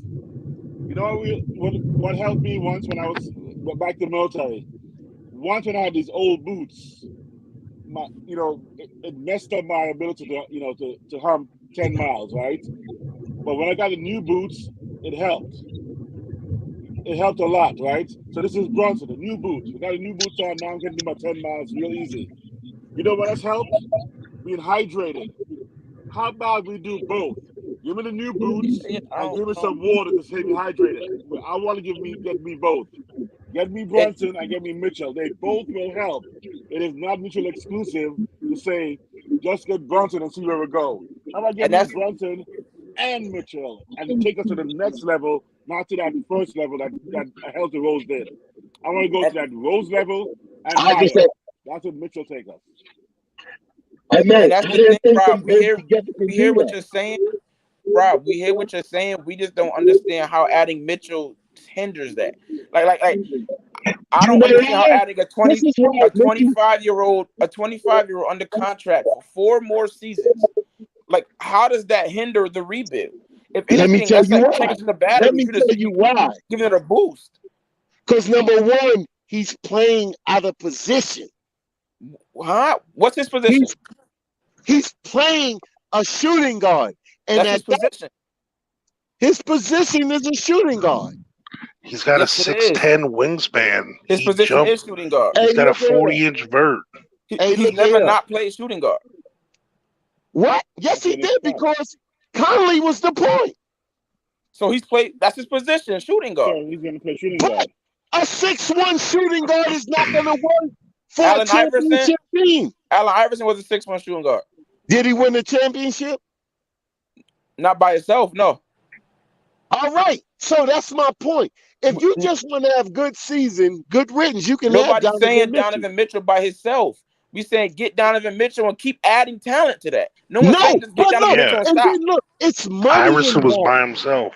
Look, if you add that, look, you got $90 million in contracts and you win in 45 games. I didn't say 45 games. So you keep throwing out 45 games. I didn't say that. No. Guess what I'm saying? Because RJ is going to get his money. You already got Mitchell, and Randall already got his. You can go over the cap. You can go over the cap to re-sign RJ Barrett. But do you want to go over the cap? Look, yes. Why not? Yes. Everybody's over the cap. Everybody's over the cap. Look at this. Look at this. If you got any team that got $90 million on the board right now, they in the top 4 of each league. We got $90 million, and we talking about the fourth all playing in. Rob, that's not true. There's only 3 teams in the league that are under the salary cap. Everybody else is over the salary cap. We're not talking about under the salary cap. We're talking about $90 million invested in players, they 4th seeds or above. With those, that's not true. It's not true. I mean, you're saying it in like a convicting, like a lot of conviction, but it's not true. Okay, no. Okay, I give you the teams. Golden State, over $90 million for 3 players. Championship. Philly, over $90 million. No championship. No championship. Listen to what I'm saying. I'm saying that's giving them the top 4. You didn't name Brooklyn. You didn't name Los Angeles Lakers. And they all have 90. You stopped me. I was getting to them. They were not in the playoffs. Matter of fact, like never mind. Hey, look, never mind top 4 seed. Injuries involved. Now you're moving the goalposts. No, I'm just saying the team. Now, look, you can add Brooklyn, but everybody knows if Brooklyn was healthy, they'll be in the top 4. What about the Lakers? What about the Lakers? Oh, that was a crash and burn. So look, health. If you paying that money, if you paying $90 million to your top 3, you're supposed to be in the top 4. We want to pay $90 million to be the 6th and the 7th seed. Where is that rule? Where is that rule? Like who, no, I'm just saying. What governing body made that rule? By the way, it's 80 million close through the top 3 is 80 You said with Donovan Mitchell, we're gonna win 45 games. I didn't say that. I did not say that. Somebody said that. Okay, if it wasn't you, okay, let me ask you. With Donovan Mitchell, how many games we win? I already said 50 a couple that we had this conversation. Okay, so you still 5th seed. Do you know how many games the number 1 seed in the Eastern Conference won last year? The number 1 seed in the Eastern Conference won what? I think 53? So 50 games, you're 3 games behind the number 1 seed in the Eastern Conference. Yes. That's not I don't understand why that's not something you want. What I want for my team. You don't. I'd rather look. This is what I'd rather do, and y'all may not disagree with it or not. I'd rather for this season to play out, see if we can win 45 games, and then add that talent. So then what we did in the draft is verified. We did in the draft. So you saying play the season out and then just trade those guys next year? We don't do that. Just so still undeveloped. So Rob, you're just saying you want to trade the same guys next year instead of this year. You say what? Actually, before you're saying you want to trade the same guys next year instead of this year. That doesn't make any sense. Just trade them now. No, I will not trade them. I will add to them. I will not trade them. I would be in a better position to bargain if this team wins 45 games this year without Donovan Mitchell. An all-star will walk in the door. What if this team? Let me ask a quick question. Rob, here's the question. Let's say we play it out as with the team we have right now. Which players get time now that Mitchell's going to take away from their time if he does come? Who gets time now that loses time when Mitchell shows up. Because Fournier's going to play. Not about, to me, it's not about who's losing time. It's but all about, like, look. How do you develop? How do you develop without playing? No, look, this is what it's all about to me. If you leave this team intact, chemistry in basketball is major. It's major. That's more than talent to me. And me, talking to me, this is my thing. I ain't playing no high level or anything like that, but my son did. And he learned through the tutelage of me. But I think that this here coaching teams and things like that, when players know how players moving, it's a better thing. And right now, you had this team together for 3 years, and they need to redeem what they did last year, because I felt as though they was better than what they record showed last year.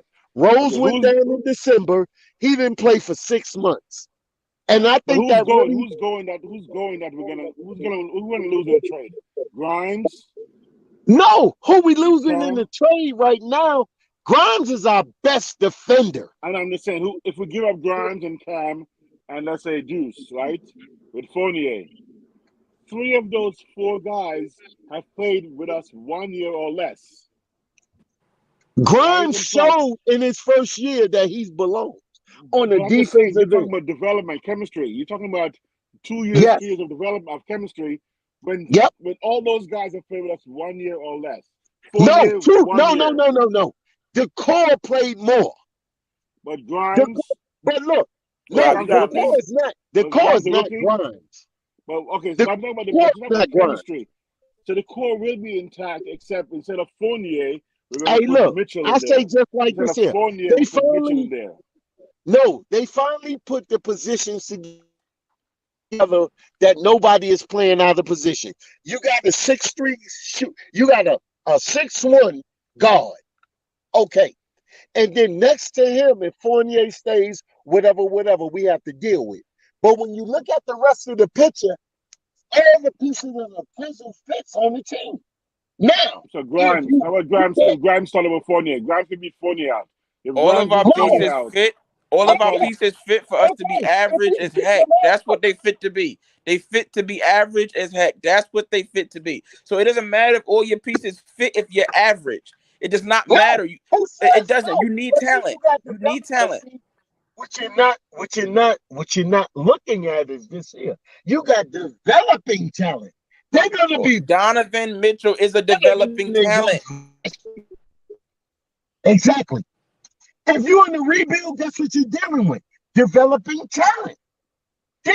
Donovan Mitchell is a developing talent. How many players should we develop at once?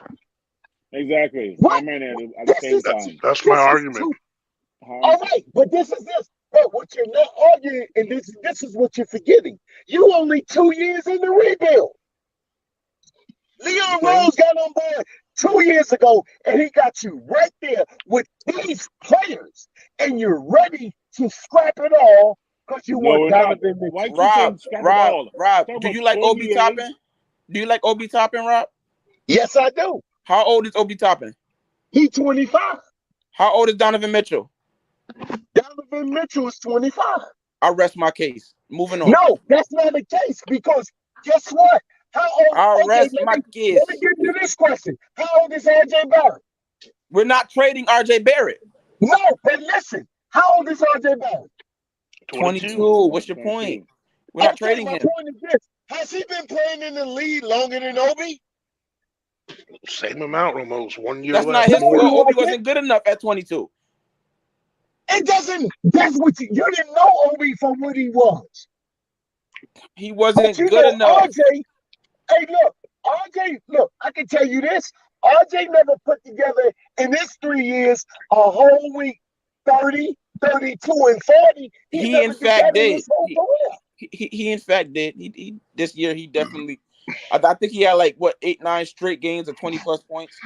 But he never put it together a 30, a 35, and a 40. God, this guy's. So you're trying to tell me that Obi is because of that little 5-game. Only thing I'm saying is this here. He put an age there. I'm saying this is it. No. I only put an age there because you you identify Obi Toppin as developing talent.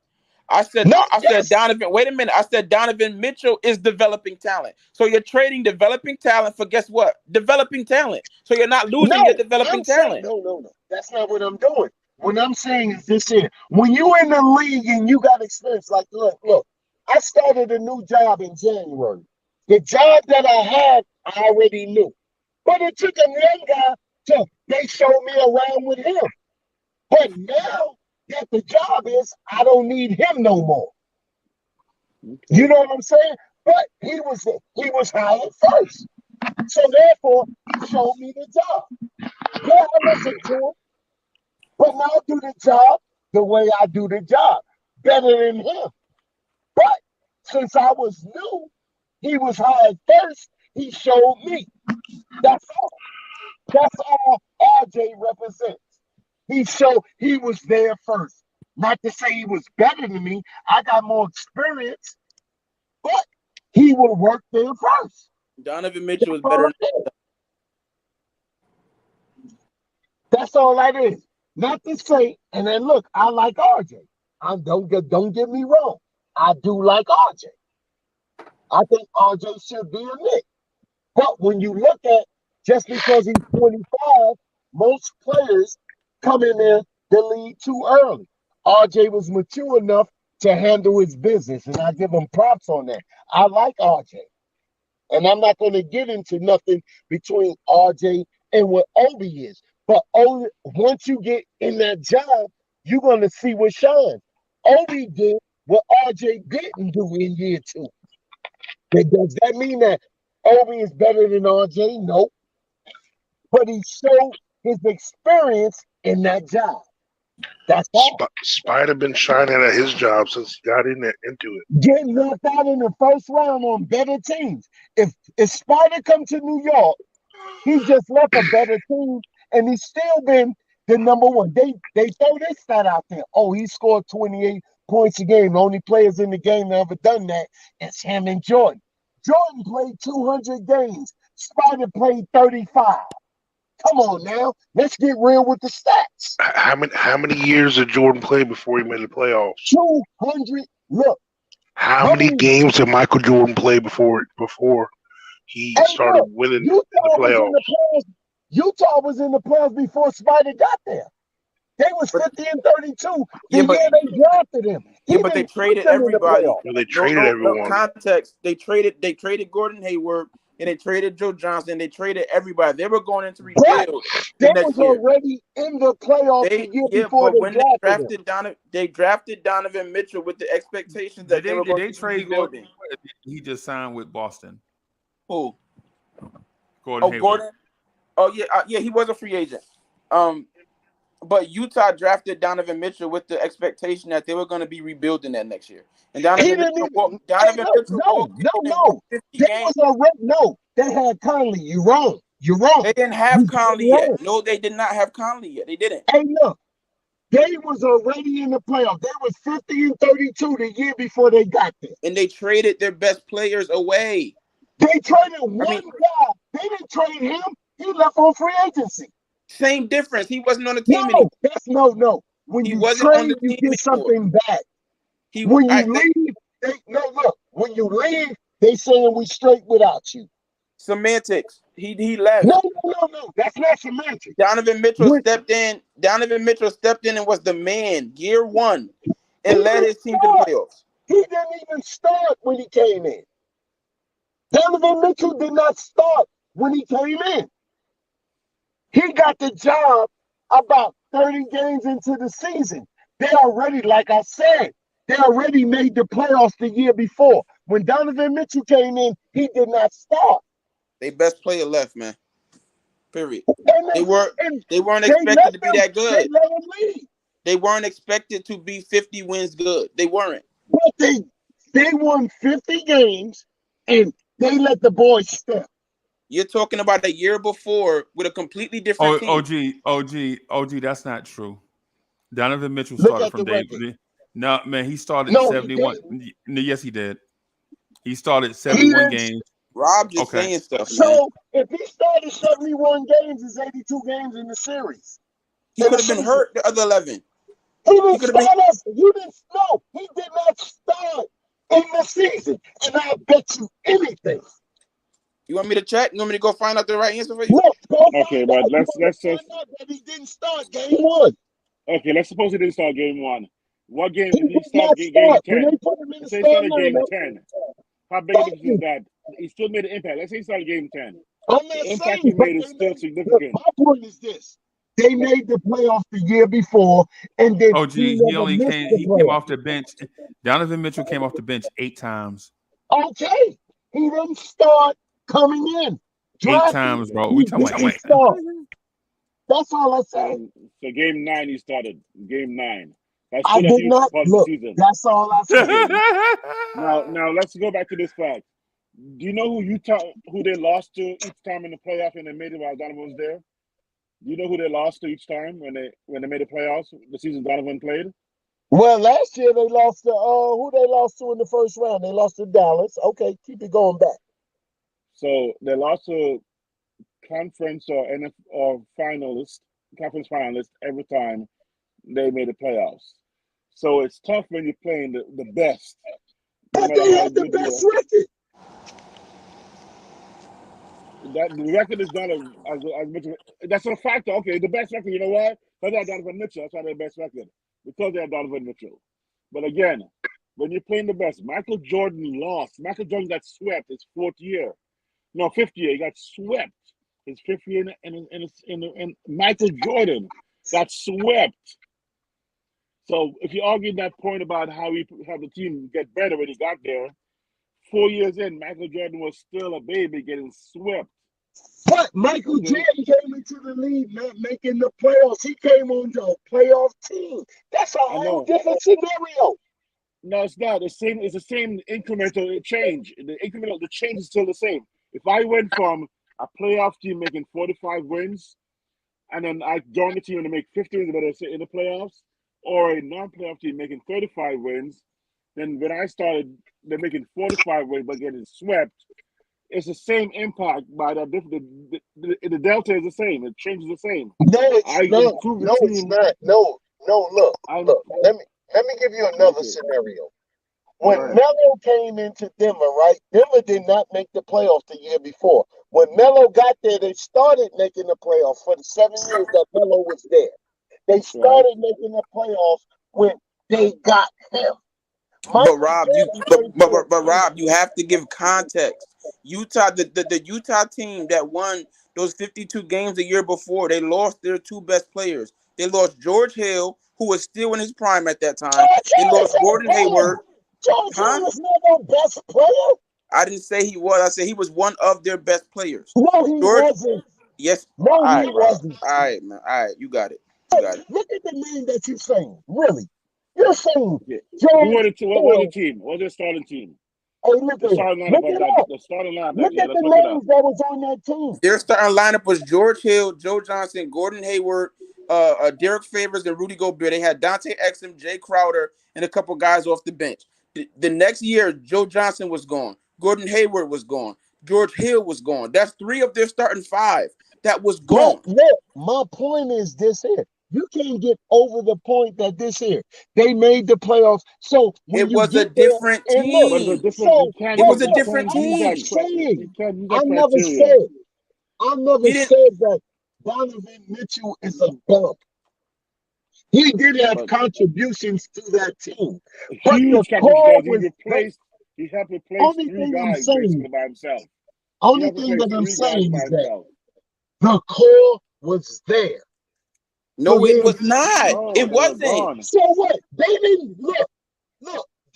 Snyder didn't think that they was not going to make the playoffs. Nobody thought Utah was making the playoffs with Donovan Mitchell, who was with Donovan Mitchell, who nobody knew who he was yet, and Rudy Gobert was a second-year player. He was a string bean. Nobody knew he was going to be that good either. Nobody expected that team to win the playoffs. Joe Ingles barely got minutes on that team. Nobody expected him to make the playoffs. Joe Ingles, look, that team right there now, look. When I looked at this team, because I've done all this research before I even start talking about the Donovan, I looked into the Donovan Mitchell trade. And the first things that I looked at, for 3 years leading up to him, they was in the playoffs. So he did not do anything special being in the playoffs with that team. So What Rob, I'm hearing, Rob, remember when LeBron was in Cleveland? Remember when LeBron was in Cleveland, Rob? Right? Yeah. And they went to the playoffs every year, right? And that year No, LeBron left. And No, wait a minute. And that year LeBron left and Kyrie came in. Remember that? Right? You just said, no, let's go back. Wait, no. I didn't make my point yet. So if Kyrie Irving. That's your point. You made a false stat before you started your point. So let me check you on that. When LeBron came in the league, he didn't make the playoff for 3 years. That's not my point. I'm talking about the second. You can't say wrong things. When he started making the playoffs. When the playoffs. When the Cavaliers, when LeBron James left the Cavaliers, were the Cavaliers expected to make the playoffs the next year because they made a playoffs the year before? No. You know why? Because they lost their best player. When you lose they traded the whole team. Oh my gosh! All right, Rob. Look, you look at the. Hey, look. No. This is big research. Look. Let me tell you this. Rob don't listen to hear me. You're wrong. Look, everything you're throwing out there to me is wrong. Because look, when LeBron left, everybody else left too. They just had Booby Cousins. I mean, no, not Boo. What's the little dude that look? Booby Gibson, Kevin Love. Everybody when LeBron left. Kevin Love was not there. Kevin Love was not there. That was after that next second round.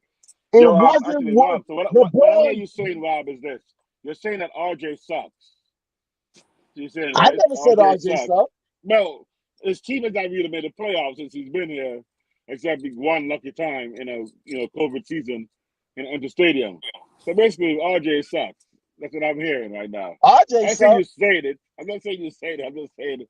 It sounds like that when a guy like a number two drafted player comes in the league and he can't help his team make the playoffs for 2 out of 3 years. That basically means he's not a gifted talent. He's not very talented.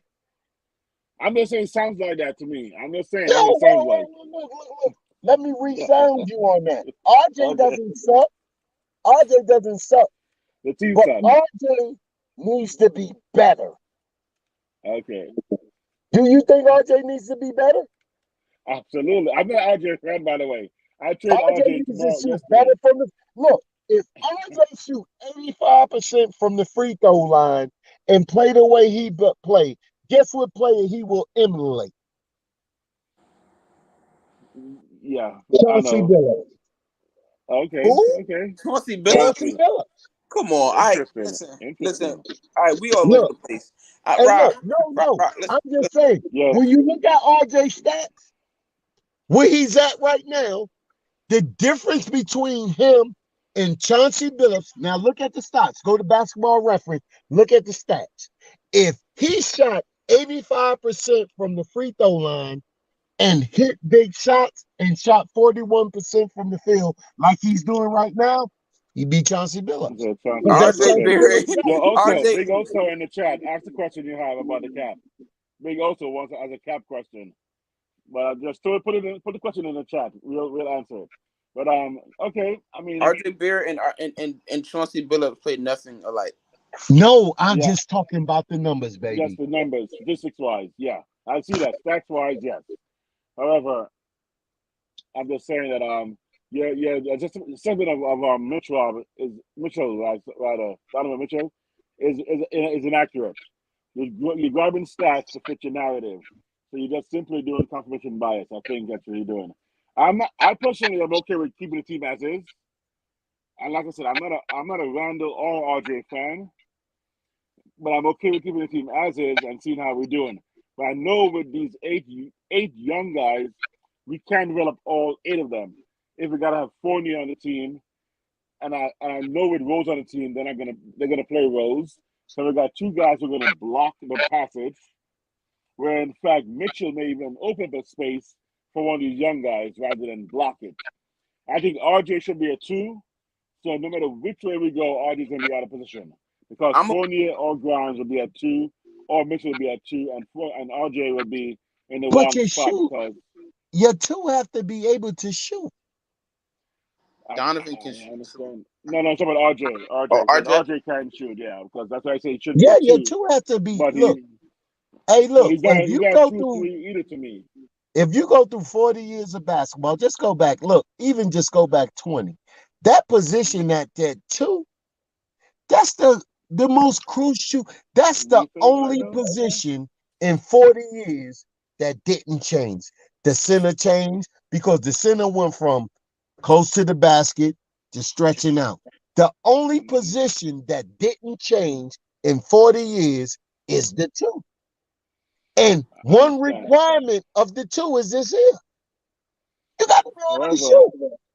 now that's but again, what you're looking at is again I mean, here's Dwayne Wade was a shoot. here's something Dwayne here's Wade something was I a used to couldn't shoot a go ahead. lick. Here's something I used You to said, love when here's something I love about my staff when I directed a few departments and I had my staff. You know, my number one pet peeve was when people said something. Here's what they always said to me. That's the way it's always been done. I'd be like, okay, I was going to say you're fired. Every time they said that's the way it's always been done, I'm saying you're fired. I never fired them. I'm just saying, time to look at a change. So this guy has always been like that. Doesn't mean that someone should not innovate that position right now and innovate the way that it's played and find a way to do it. And if we have a way to do it, and let's see how it works. Let's try. This guy's always been done like that and been successful. But because everyone does it like that, let's see what happens when you don't do it like that. Let's try change and see how it works. okay, And that's but why look, that's why I stand. I want to see change is good. I understand that. But first, when you get player acquisition and you got look, these superstars now, look, am I wrong? Every year for the last 3 years is a superstar available. Can you answer that question? I would agree with that. Okay, so if they're available like that because they moody, they want to change, the narrative change. So therefore, if you put a team together that a superstar wants to come to, that's developed, not just because they want to come, they want to come. Look, teams, we don't know the reason why he want to come. He may want to come just because his kids are going to school here. And basketball is not that important. Everybody says, now this is what I heard about Donovan last year. Oh, him and Rudy Gobert had problems. That's why he sold out on defense. Did you hear that? Did anybody hear that? Yeah, I heard that rumor before, yeah. Okay, so I asked myself this question. Do I want to plan like that on my team? So you want to trade Randall too, right? That's the best argument you made I all don't night, want to bro. trade. Look, That is the best argument. Randall's That's attitude the best last was the same argument as you that. made all night. I want Obi and Randall to fight it out as long as they can until the best one come up. And right now, the fight is not done. Randall's attitude last year kind of reflected what you're saying Mitchell's Man, attitude was. Look, I seen Randall's attitude on 30 teams in the NBA. Okay. I seen it on 30 teams. Randall is no different than anybody else that think that they a superstar supposed to get the call. But and so was Donovan's attitude. Hold on one sec, guys. Freeze. A couple guys trying to get back in the chat. I think they need the link. No, they have the link. They just need him to bring him on from backstage. But let's do both. There's the link, and Freeze will bring him from backstage. And those are the chats we're talking. Even like Big also, get on, man. Just jump in, come on, and let's talk instead of trying to have us answer questions in the chat. So we gotta search back for your questions all the time when you type it up. Just jump on, man, and don't be scared of Rob. Rob don't bite. Hey, look. Rob don't bite. I'm a chill dude. Hey, look, I love a good debate. Hey, I couldn't get back on. I couldn't find the link again. Oh, okay. Man, Rob is a good dude. Rob just don't listen. That's all. No, not bro. I get some of his points to a point, but he ain't looking at like man for man. Yeah, of course Utah was better last year because they obviously had Mitchell. But if you look at his supporting cast, we had this conversation. Apparently, he didn't watch the show a couple days ago when we talked about this.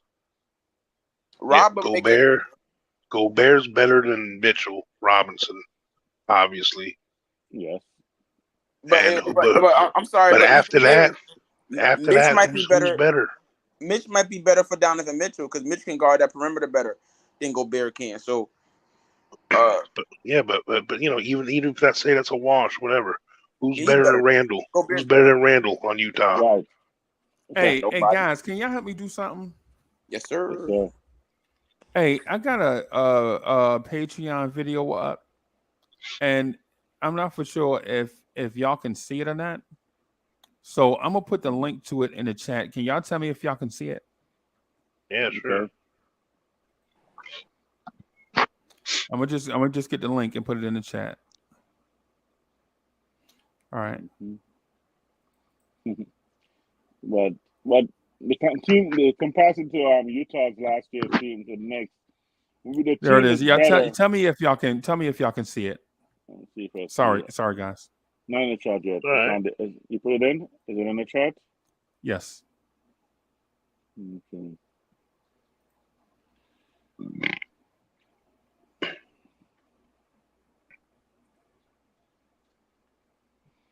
Okay, there we go. 1 second. I got to join to unlock it, but yeah. Oh, it says there we go. Okay. But I'm asking if you can go. Okay, all right. Yeah, I'm not forcing nobody to do nothing. I just want to see if you're able to see it. Yes. Like, what do you guys see when y'all see the page? Do you see the video up? Yeah, it goes right to it. Okay. That's all I want to know. It says, how close are the Knicks to purgatory? But it says it's locked for me because I'm not a patron yet. Okay. Well, that's all I need. Okay. Mm-hmm. Because what happens is it keep flips. I'm having a tech issue. That's the reason why I'm not on the screen because I'm trying to do a couple things at once. Where did Rob the Knick go? I don't know. He said his piece and then bowed out. I have a good question. I think it's a good discussion because I don't really hear it discussed often. I think we use, and I wish Rob was here because Rob would have been good for this discussion. But we use this word rebuild, like it's like a cliche word. Like we just say we're in a rebuild. We're in a rebuild. Like what are the stages of a rebuild, right? Because we just say that word, but like I don't know if there's like a consensus on what a rebuild is and what like steps are in a rebuild. I think a lot of fans think a rebuild is just one, like you just constantly playing young guys. And I think in order for a rebuild to be a rebuild, you have to keep building, right? And sometimes I think we get afraid to build in favor of the rebuild, and I think that's like a conflict. Like that's like a, it doesn't make sense. So I'm curious what everybody else thinks is like our steps of a rebuild, so that Knicks fans could come into some, agreement on what we're doing. Coach, you want to go first? I already kind of said my piece a little bit. Like we have already 7 to 8 pieces that we're developing already. That's too many for a rebuild. Because here's the thing. We keep these 7 or 8 younger guys, and that's great. And we're holding on to all these draft picks. Then we draft these guys. There ain't enough spots on the team to keep all these draft picks. I think Ant is like we're not the G League, like I was saying. Coach, my fault. But I think Ant is saying, when do we take the next step? Do we compile all these assets to make the next step in our jump to like being a competing team, or do we just stay in the cycle of developing young players? And I think we already have the requisite amount of young players needed. I think we need to like consolidate.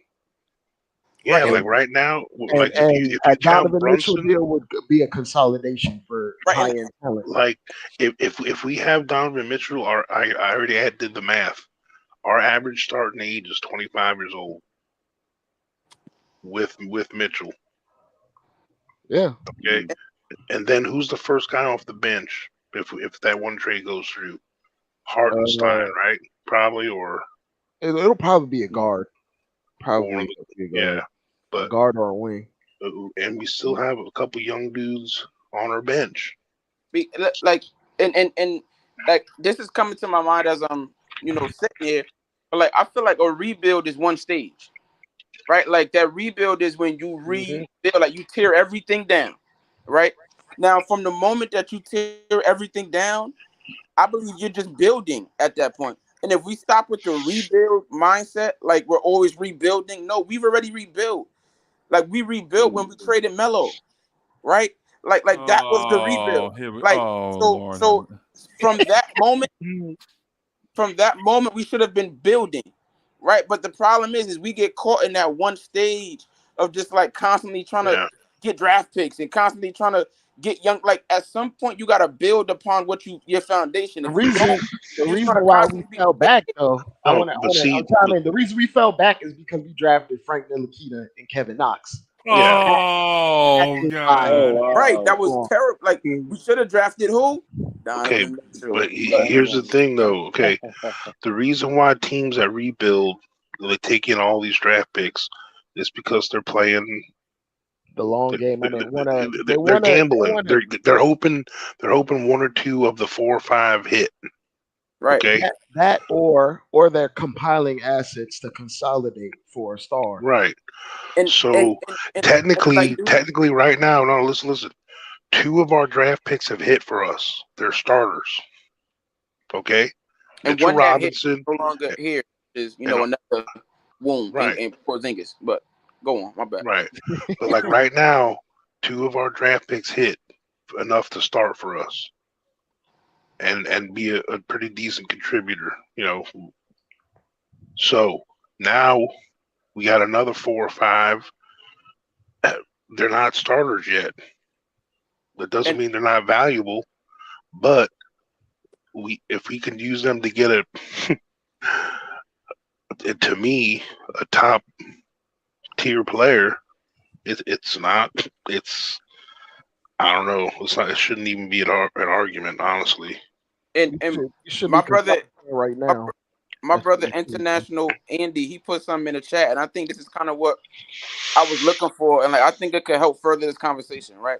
Because I think we can kind of gauge by his list on where we're at, right? He said the first step is gathering assets, trade away unnecessary pieces, develop young guys, right? Mm-hmm. Second step, find the franchise player. Third step, build around that one player using the assets that you gathered. Fourth step, make the last trade. Is RJ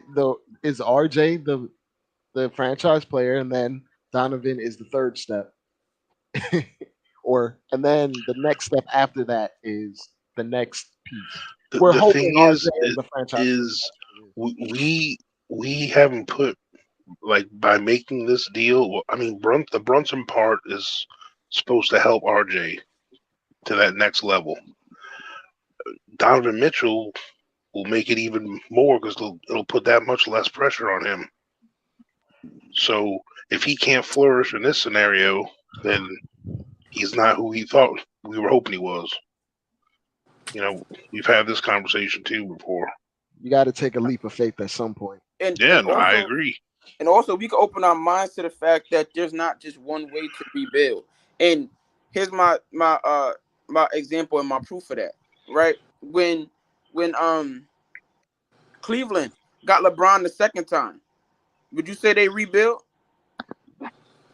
I think so, because the object of a rebuild is to what? Win a championship, right? You're building to a championship. So if you trade for LeBron James, you rebuild. You just did it the expressway, right? You went and got that dude. So like, there's not one way to rebuild. And what we have to understand is that in every way to do it, there's risks.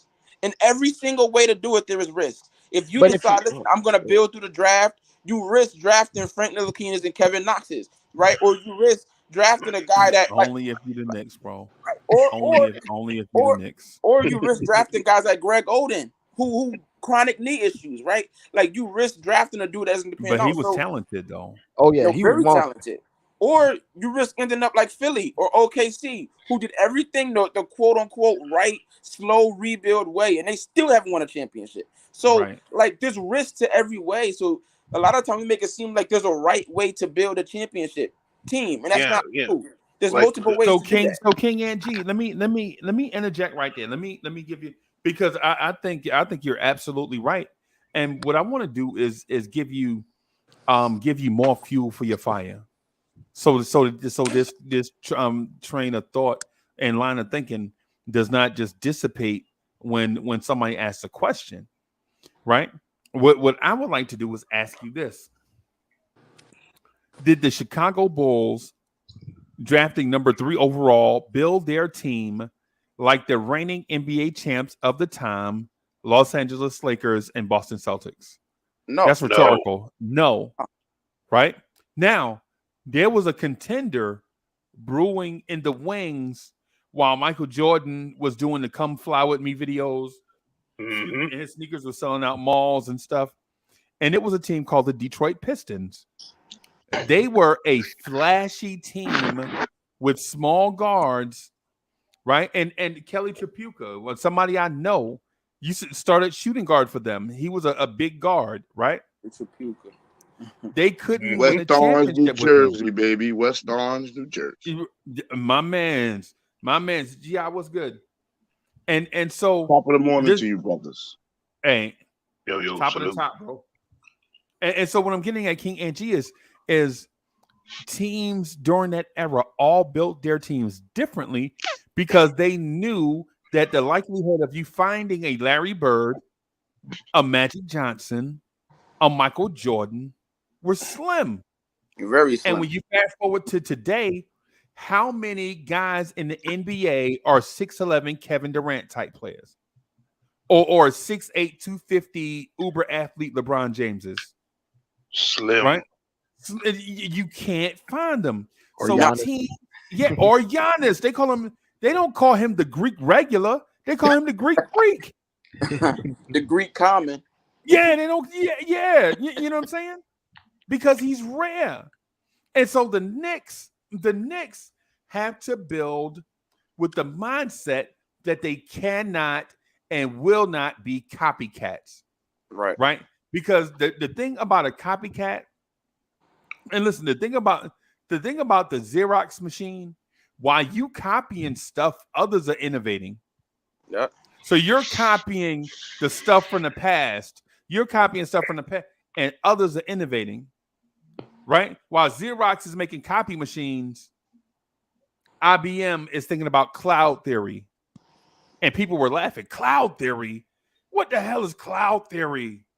It's about storing data in the clouds on multiple servers so you won't have to walk around with floppy disks. Yep. But I just ordered 6 months worth of floppy disks. And you just wasted money. Right?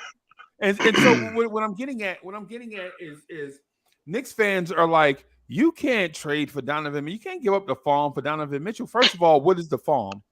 Right. Quentin Grimes is a 6 point per game scorer. A 3-legged cow. Right. Obi Toppin averages 8 points per game for his career. Ham sandwich. Emmanuel quickly averages 11 points per game on 39% shooting from the floor. Right. Add them together, and it's less than Donovan Mitchell. He's a shooter. How many points he made? Quickly is a shooter that can't really shoot. But they can't shoot. Yeah. And Obi Toppin is a power forward with no power. And quickly's not a shooter. He's a scorer. Big difference. Right. I would agree. Right. And so my thing is with the way that we build is stop saying that we can't do it a certain way when the previous 19 ways of doing it yielded the same results. Nothing. But you know what, Freezy, you know what else? No team has done it that way. How many teams besides the Spurs and the they Warriors? Had Tim Duncan, bro. I got to tell you, can't even say the Spurs. Had more. No, I'm saying had more than 3 homegrown pieces. And even Golden State had to add right. KD and Andrew Wiggins, or It won a championship. It don't matter. And the point that I was getting at, is not that we should build through the draft and win a championship that way. What I'm saying is there's this theory, this mindset that the Knicks never had a young core, and that you got to give this specific young core time to develop into a championship contender is false. And because let me get. I'm on a roll, man. Go ahead, man. You got it. I'm passing you the ball. I appreciate you looking out for me, bro. But what I'm getting at is this. We're saying this young core needs time to develop, right?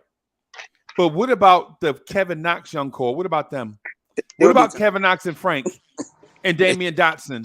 They still and Alonzo Trier. Yeah. And then what about the Kristaps Porzingis, Willie Hernan Gomez, Kuzmingus, Ron Baker, Trey Burke young core, Clay Anthony Early, Tim Hardaway Jr. What about the Jerian Grant young core? Yeah. What about the Tony Douglas young core?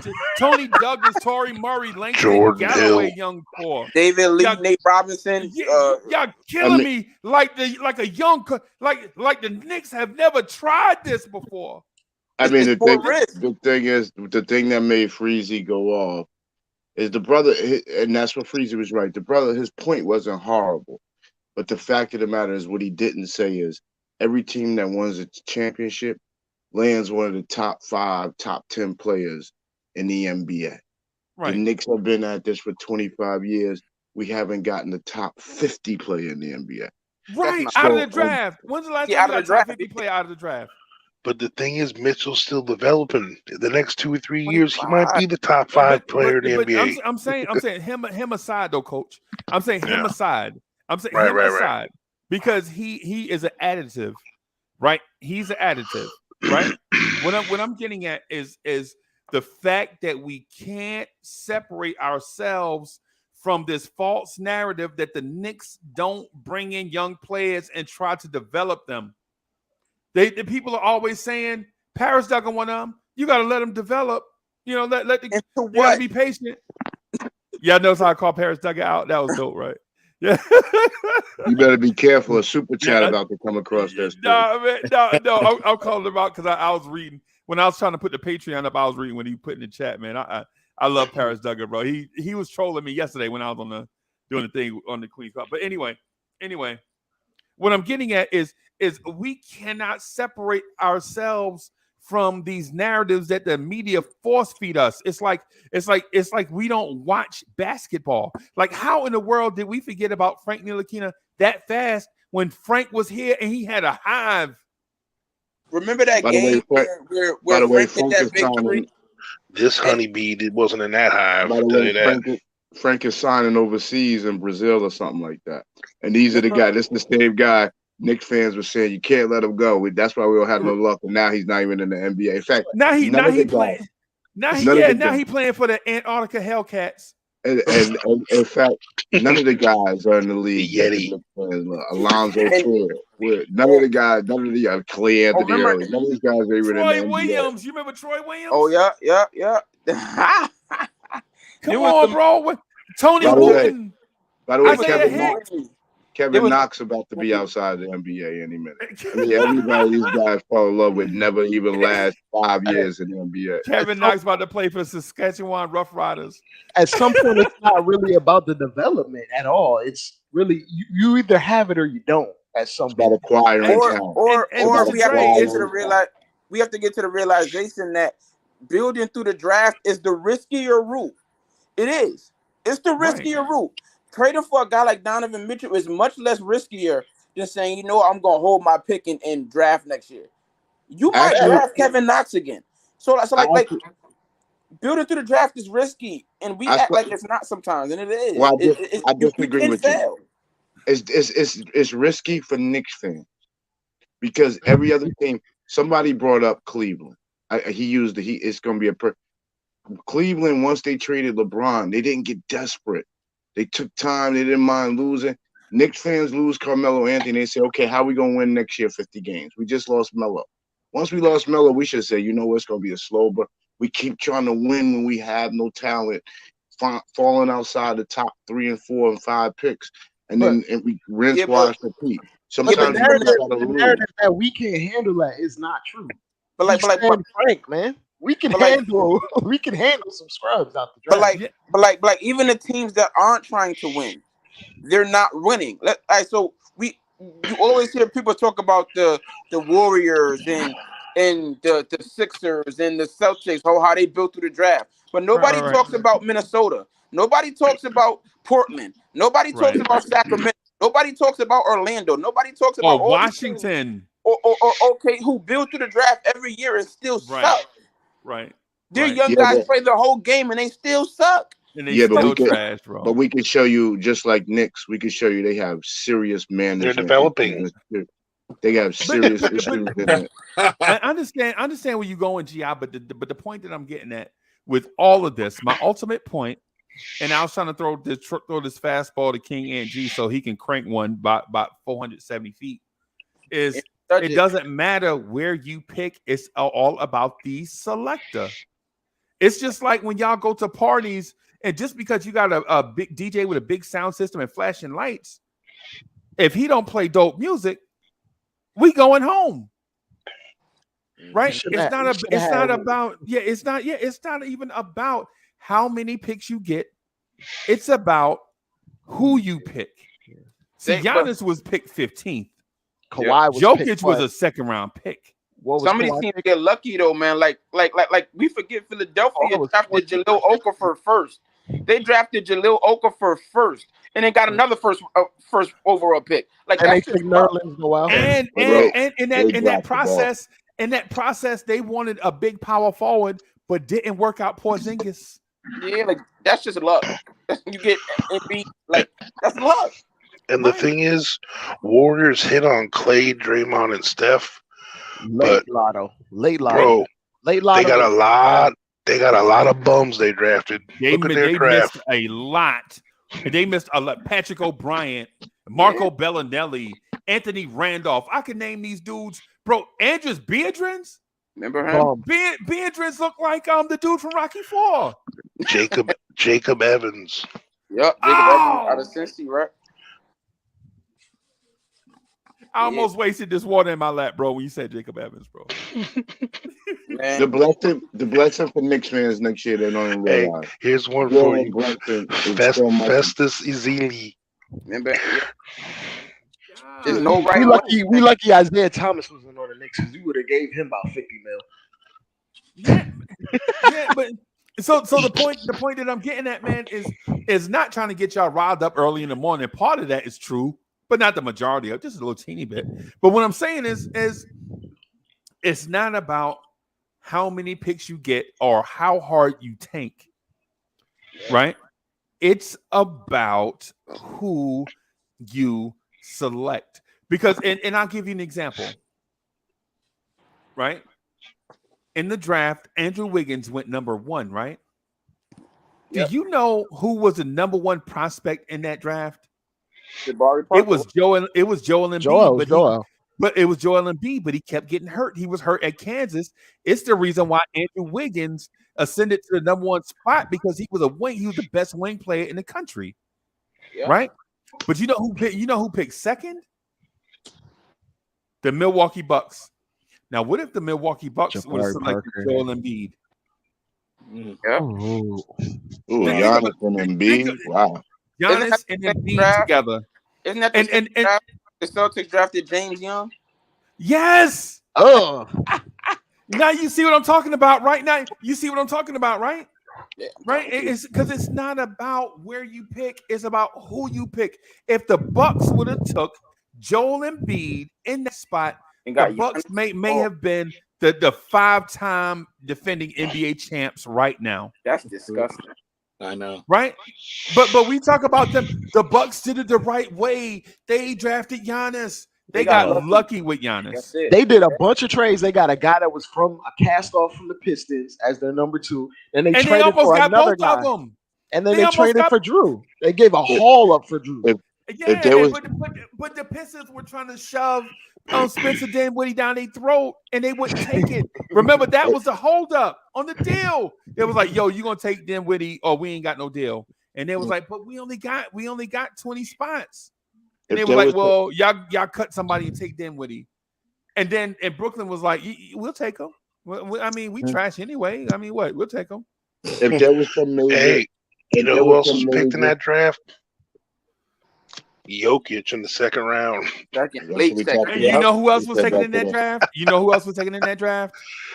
You know who else was taken in that draft, right? Who? I'm gonna say his name, and then I'm gonna go outside and throw Zach LaVine was in that draft too. No, the Knicks took Clee Anthony early. Oh, I'll be right back. I'm gonna go outside and vomit. I'll be right back. If there was one mind in the NBA that never missed a draft pick, Pat Riley is high up there. There's nobody that the league worships as the draft guru I've been drafted. They've been drafting for 20 years, and they can put in front of you 15 good draft picks. And it's a crapshoot. The Knicks just karma just never. But what I needed the Knicks to do though is spend 3 or 4 years making sure we got the top 5 pick. But fans would never like that, and that's what I'm saying. Fans didn't have the patience. They went to Dolan's door. Their beef though is like, say for teams like OKC. OKC will take their retirement money and gamble at the casino, right? But guess what the Knicks will do?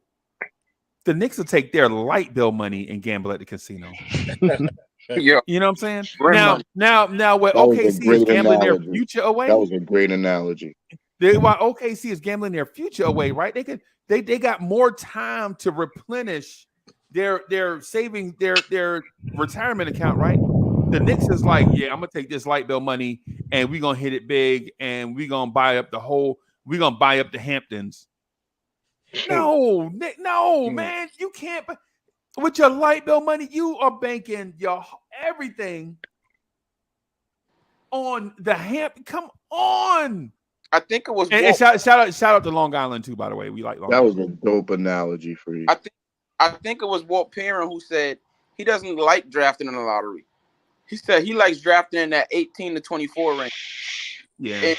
And I think it's for that very reason, because there's no pressure in that range. You draft who you think is good, right? In the lottery, it's a lot of politics and pressure that like you're not really drafting based upon who you really think. Like a lot of times it's named. Like Zion was going number 1. Right. Even if somebody thought Ja may have been better, Zion was going number 1. Right. And like so because it's that pressure to take him. So like we gotta look at who's drafting for us, like Freezy said. Like we got a lot of dudes that don't mind. Zion going number 1, but in that same range that you mentioned, that's the Jordan Poole range. Yep. Bro, that 2014 second round draft might have been the best second round I've ever seen. Dog, you're making me throw up, bro. I swear. I'm gonna just go get in this. Is that aquarium back on? I'm gonna just go get in the aquarium, bro, because you're gonna tell me about all the great second round picks. Who did the Knicks take in the second round again? I forgot. Clay Anthony early. Oh God! But hey, listen, you know who was picked? You know who was picked? You know who was picked below him? Ready? Here we go. Spencer Dinwiddie. Oh, Jeremy Grant. Glenn Robinson III. Jokic. That's the one. Dwight Powell. Jordan Clarkson. Oh my God! Those were all everybody. Good morning. That's crazy. Hey, what's up, Jay? Funny. How you doing? Hey, Jay, good to see you, bro. We ain't seen you in a few days, brother. You getting along good? Yeah, I'm good. Hey, you forgot another guy. Instead of Memphis drafting Hassim Thabit, they could have had James Harden. They could have had James Harden, and they needed a guard. And you know who else was in that draft? Steph Curry. Oh, but we couldn't even draft him, and we get clowned for that one.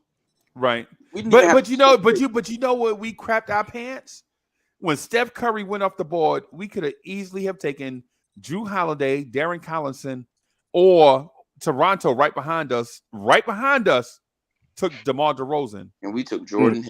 But we took Jordan. We panicked and took Jordan Hill because we didn't really. God. Bro, I swear to God, GI. That's why I'm saying it's not about where you draft, bro. It's about who is doing the drafting and who you select.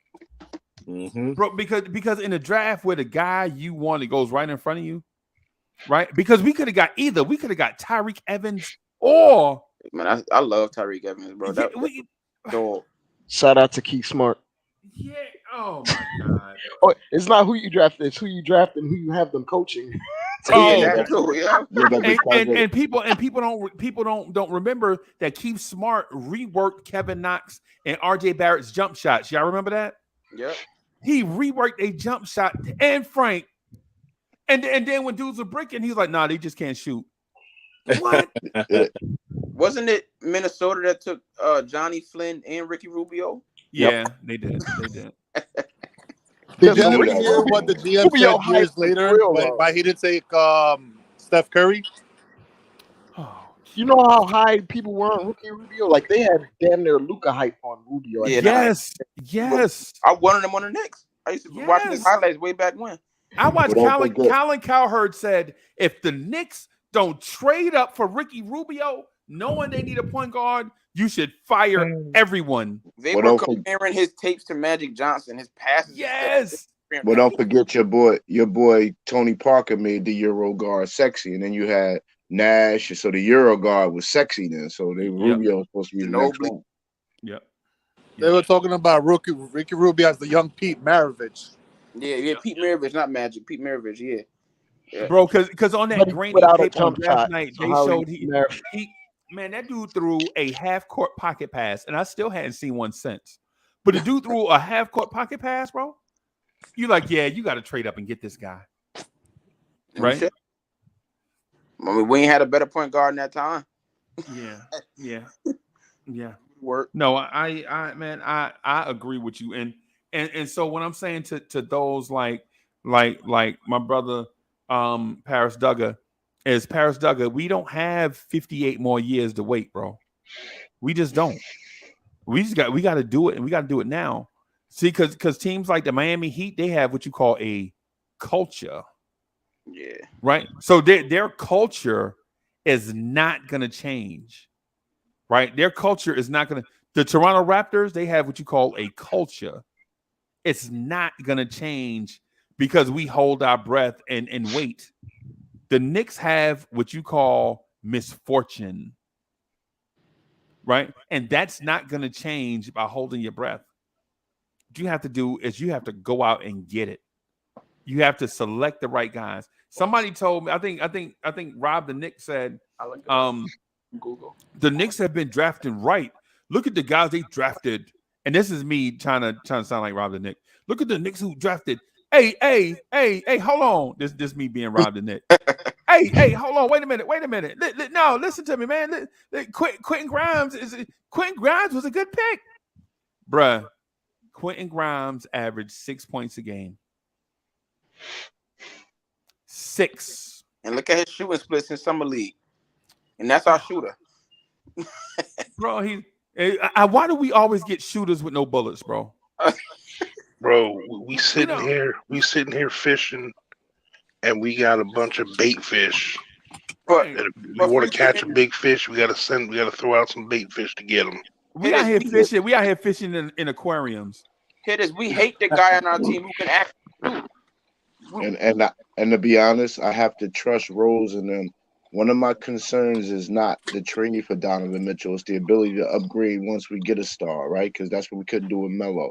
But the way Rose has been able to trade back, get picks, move contracts, he's different than any other GM, and that's what Pat Riley gets done. Not drafting. He moves pieces around and makes something out of nothing. That's what makes the superstar. But see, look, to piggyback on that too. Usually, to get a player of Mitchell's caliber, you usually have to give up one or two of your starters already. Right. Yeah, but in most scenarios, that happens.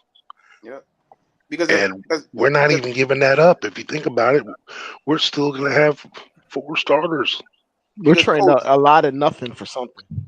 Because, Coach, a year ago, if you would have said, "Hey, Knicks fans, you could get Donovan Mitchell and keep R.J. Barrett, keep Mitchell Robinson, keep Julius Randle, keep one of Obi and Toppin, and add Jalen Brunson," how many Knicks fans would say no to that?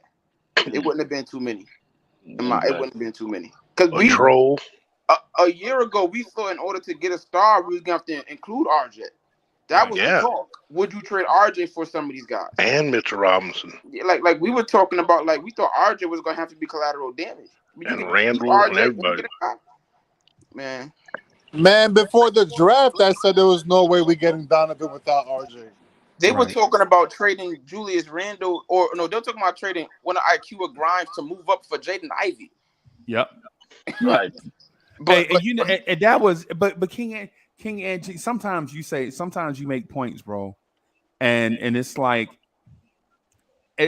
gems, right? So it's like when you in a jewelry store and you walking in and you know the salespeople are looking at you, but then something glimmer out of your peripheral vision and you look over and you walk up to the glass and you look down and that same salesperson you trying to dodge and they just walk up to you like, "Hey, Mr. Ghetto Intellect, that watch is beautiful, isn't it? You want me to take it out of the case for you, Mr. Ghetto Intellect?" And Mr. Ghetto Intellect to be like, "Nah, man, I could see it just fine from here." And he's like, "We have a complimentary piece for the missus, and the missus is right behind you." For real? You know what I'm saying? And then you walk out of there. Now you walk out of there with a payment to Jared for $219 a month for the next 24 months because you're paying on his and hers watches. You know what I'm saying? You're like, "Oh, jeez, man, I dog it." But King Ant G will do that to you, like what you just mentioned, bro. I just wanted to stop you and just give you kudos on that because I know sometimes when we have these conversations, things tend to move so fast, and I be trying to slow everybody down. Like, man, just pat the brake, man. Listen to what everybody is saying. Like Coach used to do that too. Like when we first get in, he has made like 3 good points at a time. We're like, "Hey, Coach, slow down, man. Let's just talk about one at a time." Sometimes it's all in my head, and I gotta spill it out. Yeah, but we don't have to, bro. We live stream all the time. Yeah, you know what I'm saying. We could just talk about. Now I know sometimes people will steal your take. You know what I'm saying? Like some people will be like, some people will steal King Angie take, and then be like, and then come on like 2 days later, like, "Y'all remember when I said no?" Yeah. I do remember when King Angie said it though. No, hey, go ahead, Ant. My bad. Go ahead, man. I just had to give you some props, bro. I just think it's like, I love analogies too, Freeze. It's like when you about to make that big purchase and then you start getting scared. Like you were so excited to go buy that ring and you get there and you got to actually hand over them 2 G's and now you scared. Right? Man, you wanted the ring. You wanted the ring for 3 months. Right. But now it's time to make the purchase.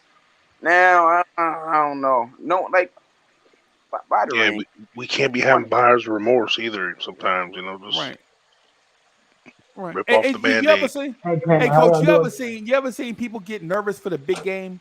Like they get nervous. Like, "Man, what's wrong with you, man? I'm nervous, man. It's the championship game." Wait a minute. Didn't you say you want to win the championship? Yeah. Yeah. So now you here. Why you nervous? Ain't this what you wanted? Pull the trigger. Hey, Marcus, what's good, man? Eminem. Man, what you doing up this time of morning, bro? It's like 3 o'clock in the morning. What's good? I'm still on that. Ain't nothing to it. Yeah, man. Not still Knicks fans. We don't sleep, bro. I didn't get a chance. I didn't get a chance to say this earlier because you were going on and on about Rob's introduction and how you were so proud of what he was saying. How proud he was of. I want to piggyback on that. For a long time, I was a disgruntled Knicks fan because I've been a Knicks fan for 40 years. So I just want to thank Freezy and this community for rekindling my flame and my love for the Knicks. You know what I'm saying? I mean, I always had love for it, but I was so frustrated with the Knicks community and the Knicks fans and the trolls, and I just got tired of the fair weather fans and the hate. Yeah. And it was just nice to find y'all. It just really y'all embraced me, and I appreciate it. So I just want to thank all y'all. You know what I'm saying? You know, I'm trying to be all mushy, but no, I'm gonna keep it moving. No, I'm a 51-year-old certified public accountant. I have a very decent life. All my kids graduated from major Division I university. And one day during the pandemic, I turned on the YouTube and typed in New York Knicks, and this guy was sitting there live streaming, and he had some link floating in the chat, and he was like, "You can click that link and you can interact into the conversation." And I clicked the link, and I've been here ever since. I mean, it really is a family. I've never physically met him in person, but he is a friend to me. I wake up in the morning and think about what's going on. When I'm driving to a client and I got reception, I got an hour ride. So you know what? I know who's probably live. And sure enough, no BS. It is 2 o'clock in the afternoon. It's 9 o'clock. It's a great network. I appreciate you. Yeah, man. It's us. GIA. Guess what? Though? I saw these irons that I like on this website called Golf Better UK. You know what I'm talking about? I do know, and I can't believe you're gonna spend that type of money. I think shipping alone in the back order, it's like $70 to ship. Yeah, irons or clubs. It don't matter. It don't matter what it is. It could be like 7 irons or a drive or whatever it is. You're gonna pay somewhere between $50 and $70. Easy. I need to learn how to golf. We taking a golfing trip. I need to learn how to golf. I teach people every day, even the good ones. If Freezy was back in New York and New Jersey, there's this place called Galloping Hill. I met the guy from KFTV. He put me on live real quick. I shouted us out. We went on Twitter. It's called Galloping Hills, very popular. We can meet there. I could teach you how to hit balls. We could do trips, man, on this channel too. But listen, hey, we should do a Blorange Tears family reunion. Yeah, let's get together. Hey, can y'all hear me, Pam? Yeah, man. What's good? No, I'm doing good. How y'all morning this morning? Good morning, my brother. Man, doing good, man. Fine and dandy. Hey, Uncle Freezy, you speaking some truth, bro. Yo, speaking some truth. Speaking some truth. We be trying, bro. Alonzo Tears not here. Kevin Knox is gonna be out the league. Yeah. Frank Ntilikina's overseeing. The only one draft player that I say we make a mistake on is Kristaps Porzingis, and even then he's injury prone. So it looked like we dodged a bullet on him too. Yeah. Why are we so inept? Why are we so inept? Why are we so trash? If I hear one more person say that we need to develop, we've been developing for 20 years. Mm-hmm. Yeah. I understand y'all pain. I'm 20 years old. I've been a New York Knicks fan my whole life. I was in diapers watching Stephon Marbury play in the Garden. Your apex is Carmelo getting blocked. That was sorry mine to hear too, that. man. I'm 27. I'm sorry to hear that. I at least caught the 99 finals. I at least caught that. You know what? I've been a fan since 1983. 1983. My whole I'm with you, life. 82. I don't know what's worse though. Be like seeing that, like the heights of going to the finals multiple times, or not seeing it at all, so you don't know the real pain, like the real drop off at all. And give me the finals, man. Give me the finals. I'll lose to Jordan. Like what's it like constantly being in the playoffs as a functional NBA franchise, and then seeing how far we drop between them? Like I don't know what's more painful. I can't picture it. It's almost like my grandfather. It's the one that got away. Like you had that girl that's like, oh man, she's so fine. She treated you good. On my mom's side. But even when the Knicks got to the finals, Simpson stole the show. And then all of a sudden she got ugly. Yeah. Hey, Marcus, I ain't hear you, man. I ain't hear that last part. I ain't hear that last part, man. My grandfather on my mama's side is a diehard New York Knicks fan. I remember growing up, he was telling me stories about Ewing. He made Ewing seem like a comic book superhero. Yeah, I can't even lie to you, bro. I'm disappointed. because he was. I'm disappointed. Comic book He superhero. was. Hey, Yeah. Mr. Matthews, let me say this to you. Let me say this to you. Right? That's Hey, my so for favorite one, player of all time. I'm gonna say this to Andy real quick. Hey, Andy, the rumor was Frank is playing for some team called Bayern Munich.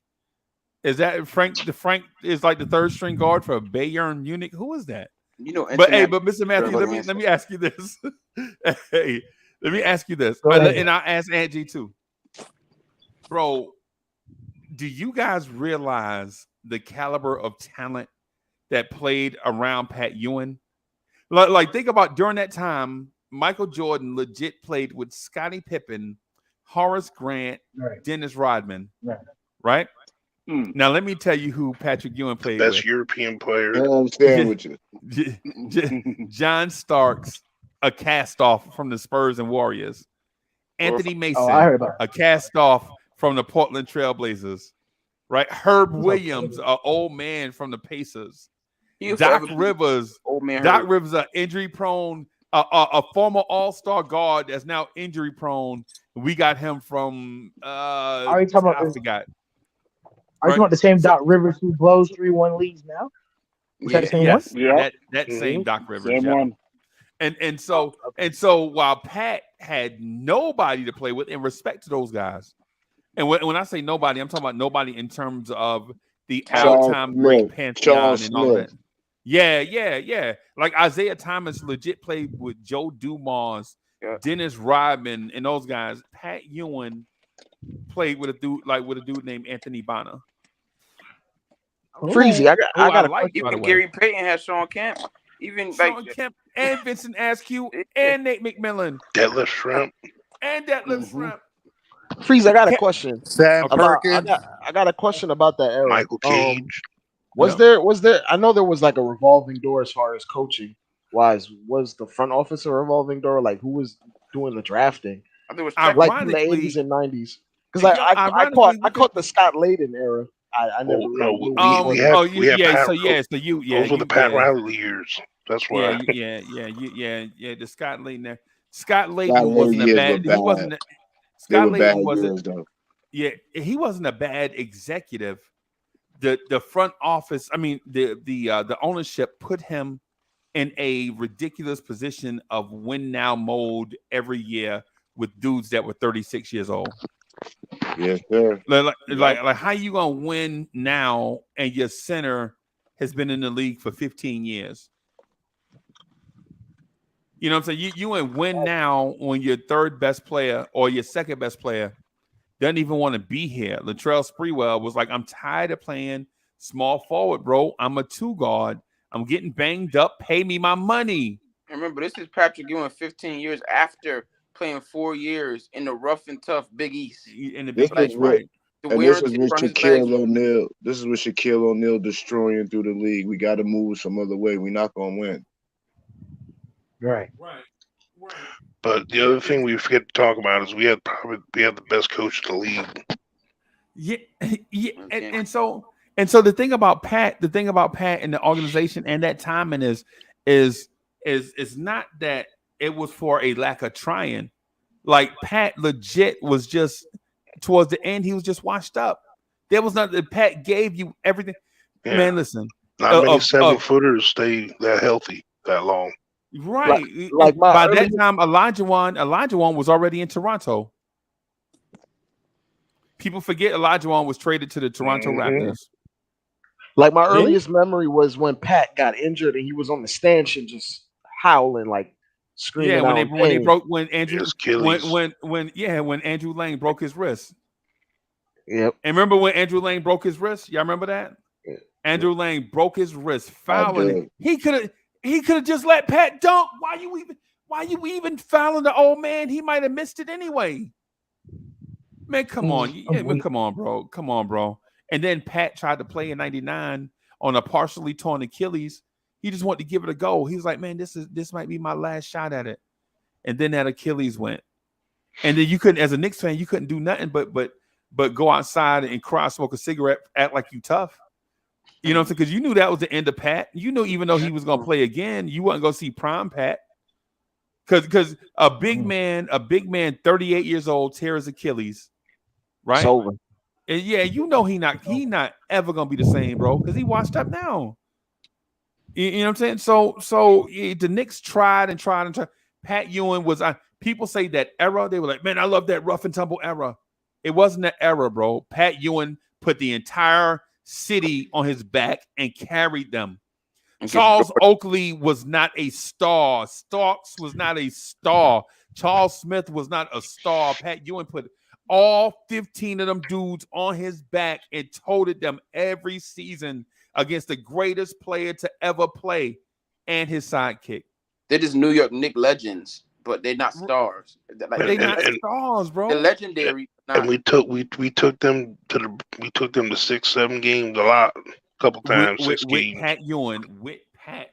If you remember them games, the Bulls would legit go on like a 5-0 run and be up by 7, and Pat would block a shot, take a charge, get a steal, make a 3, hit his free throws, dunk, get the lead.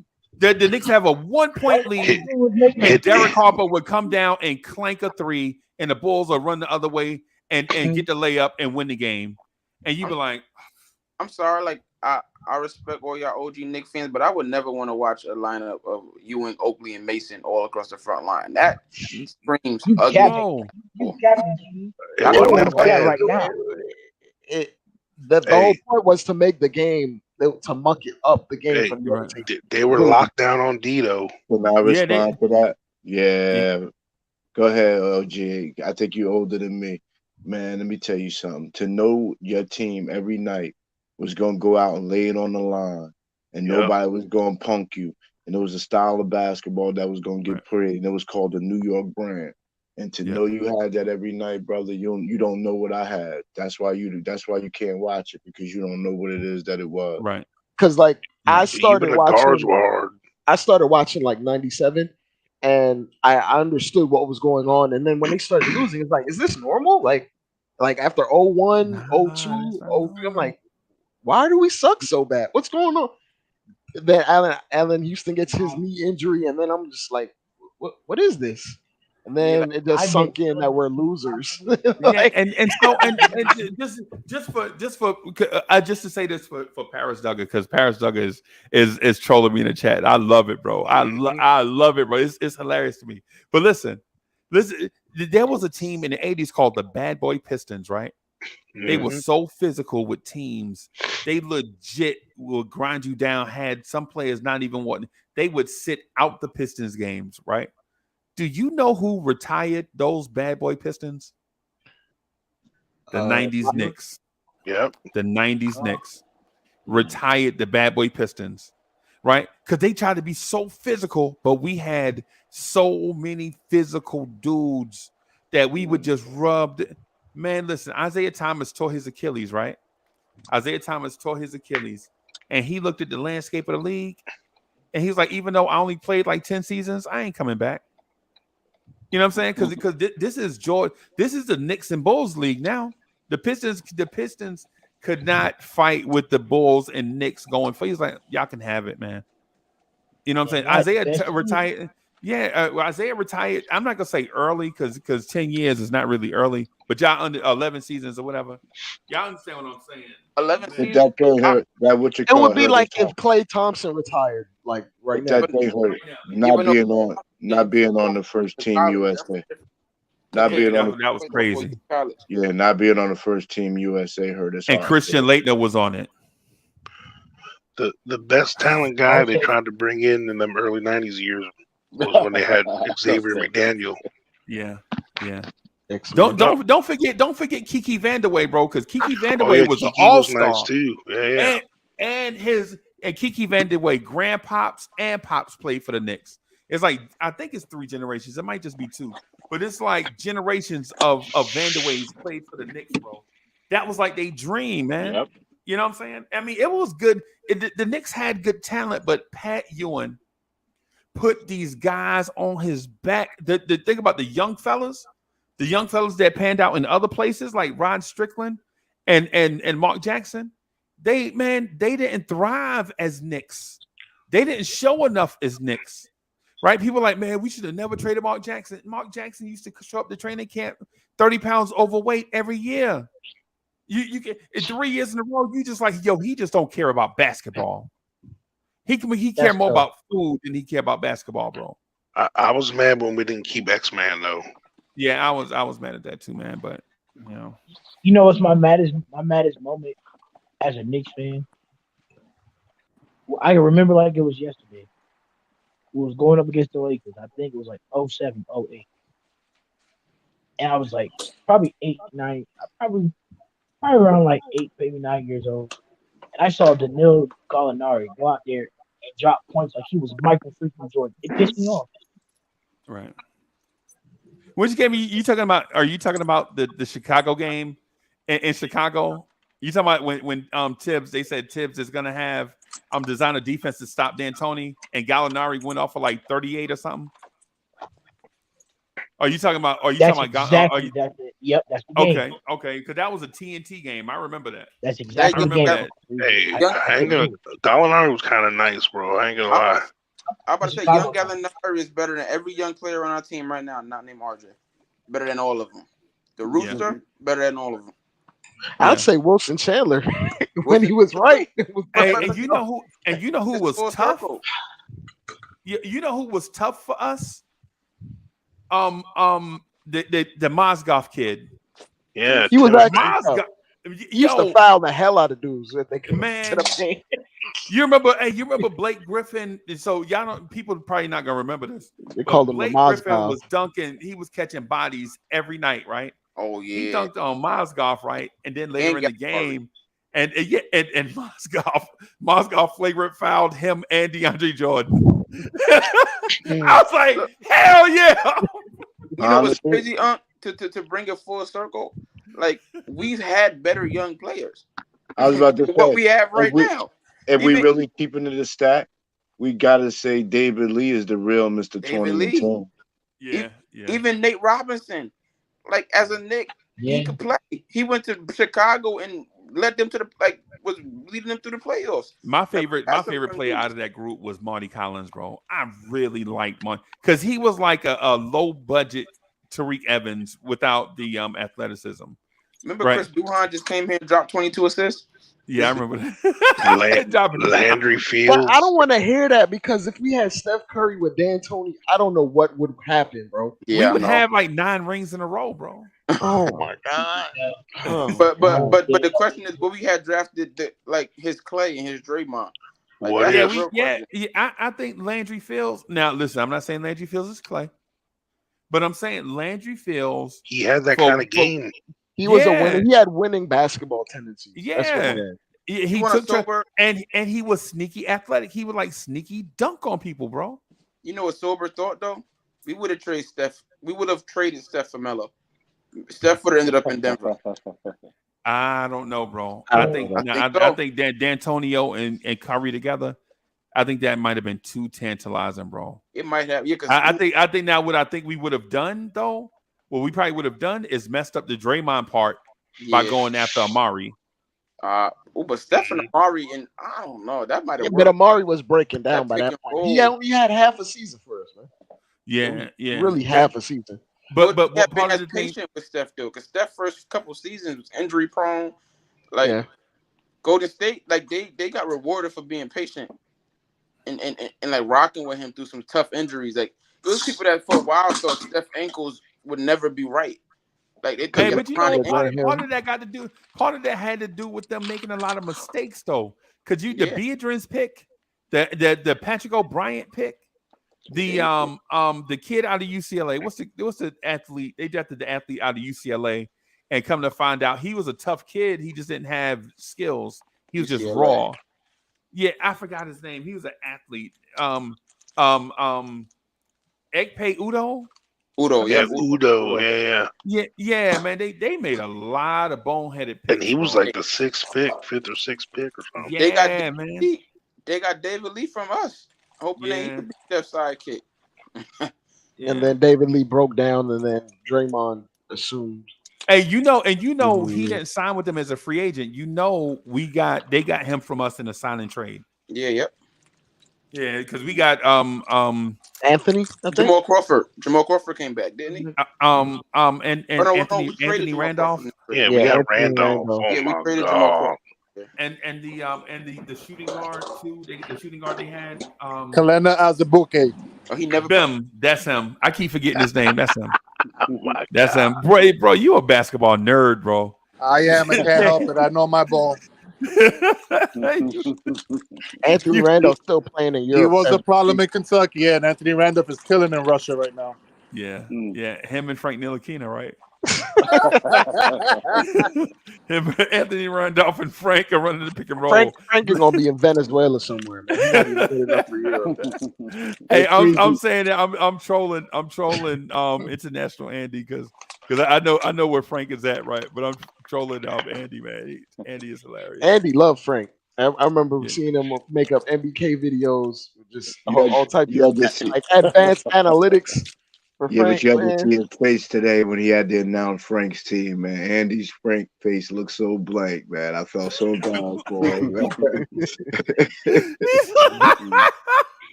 Yo,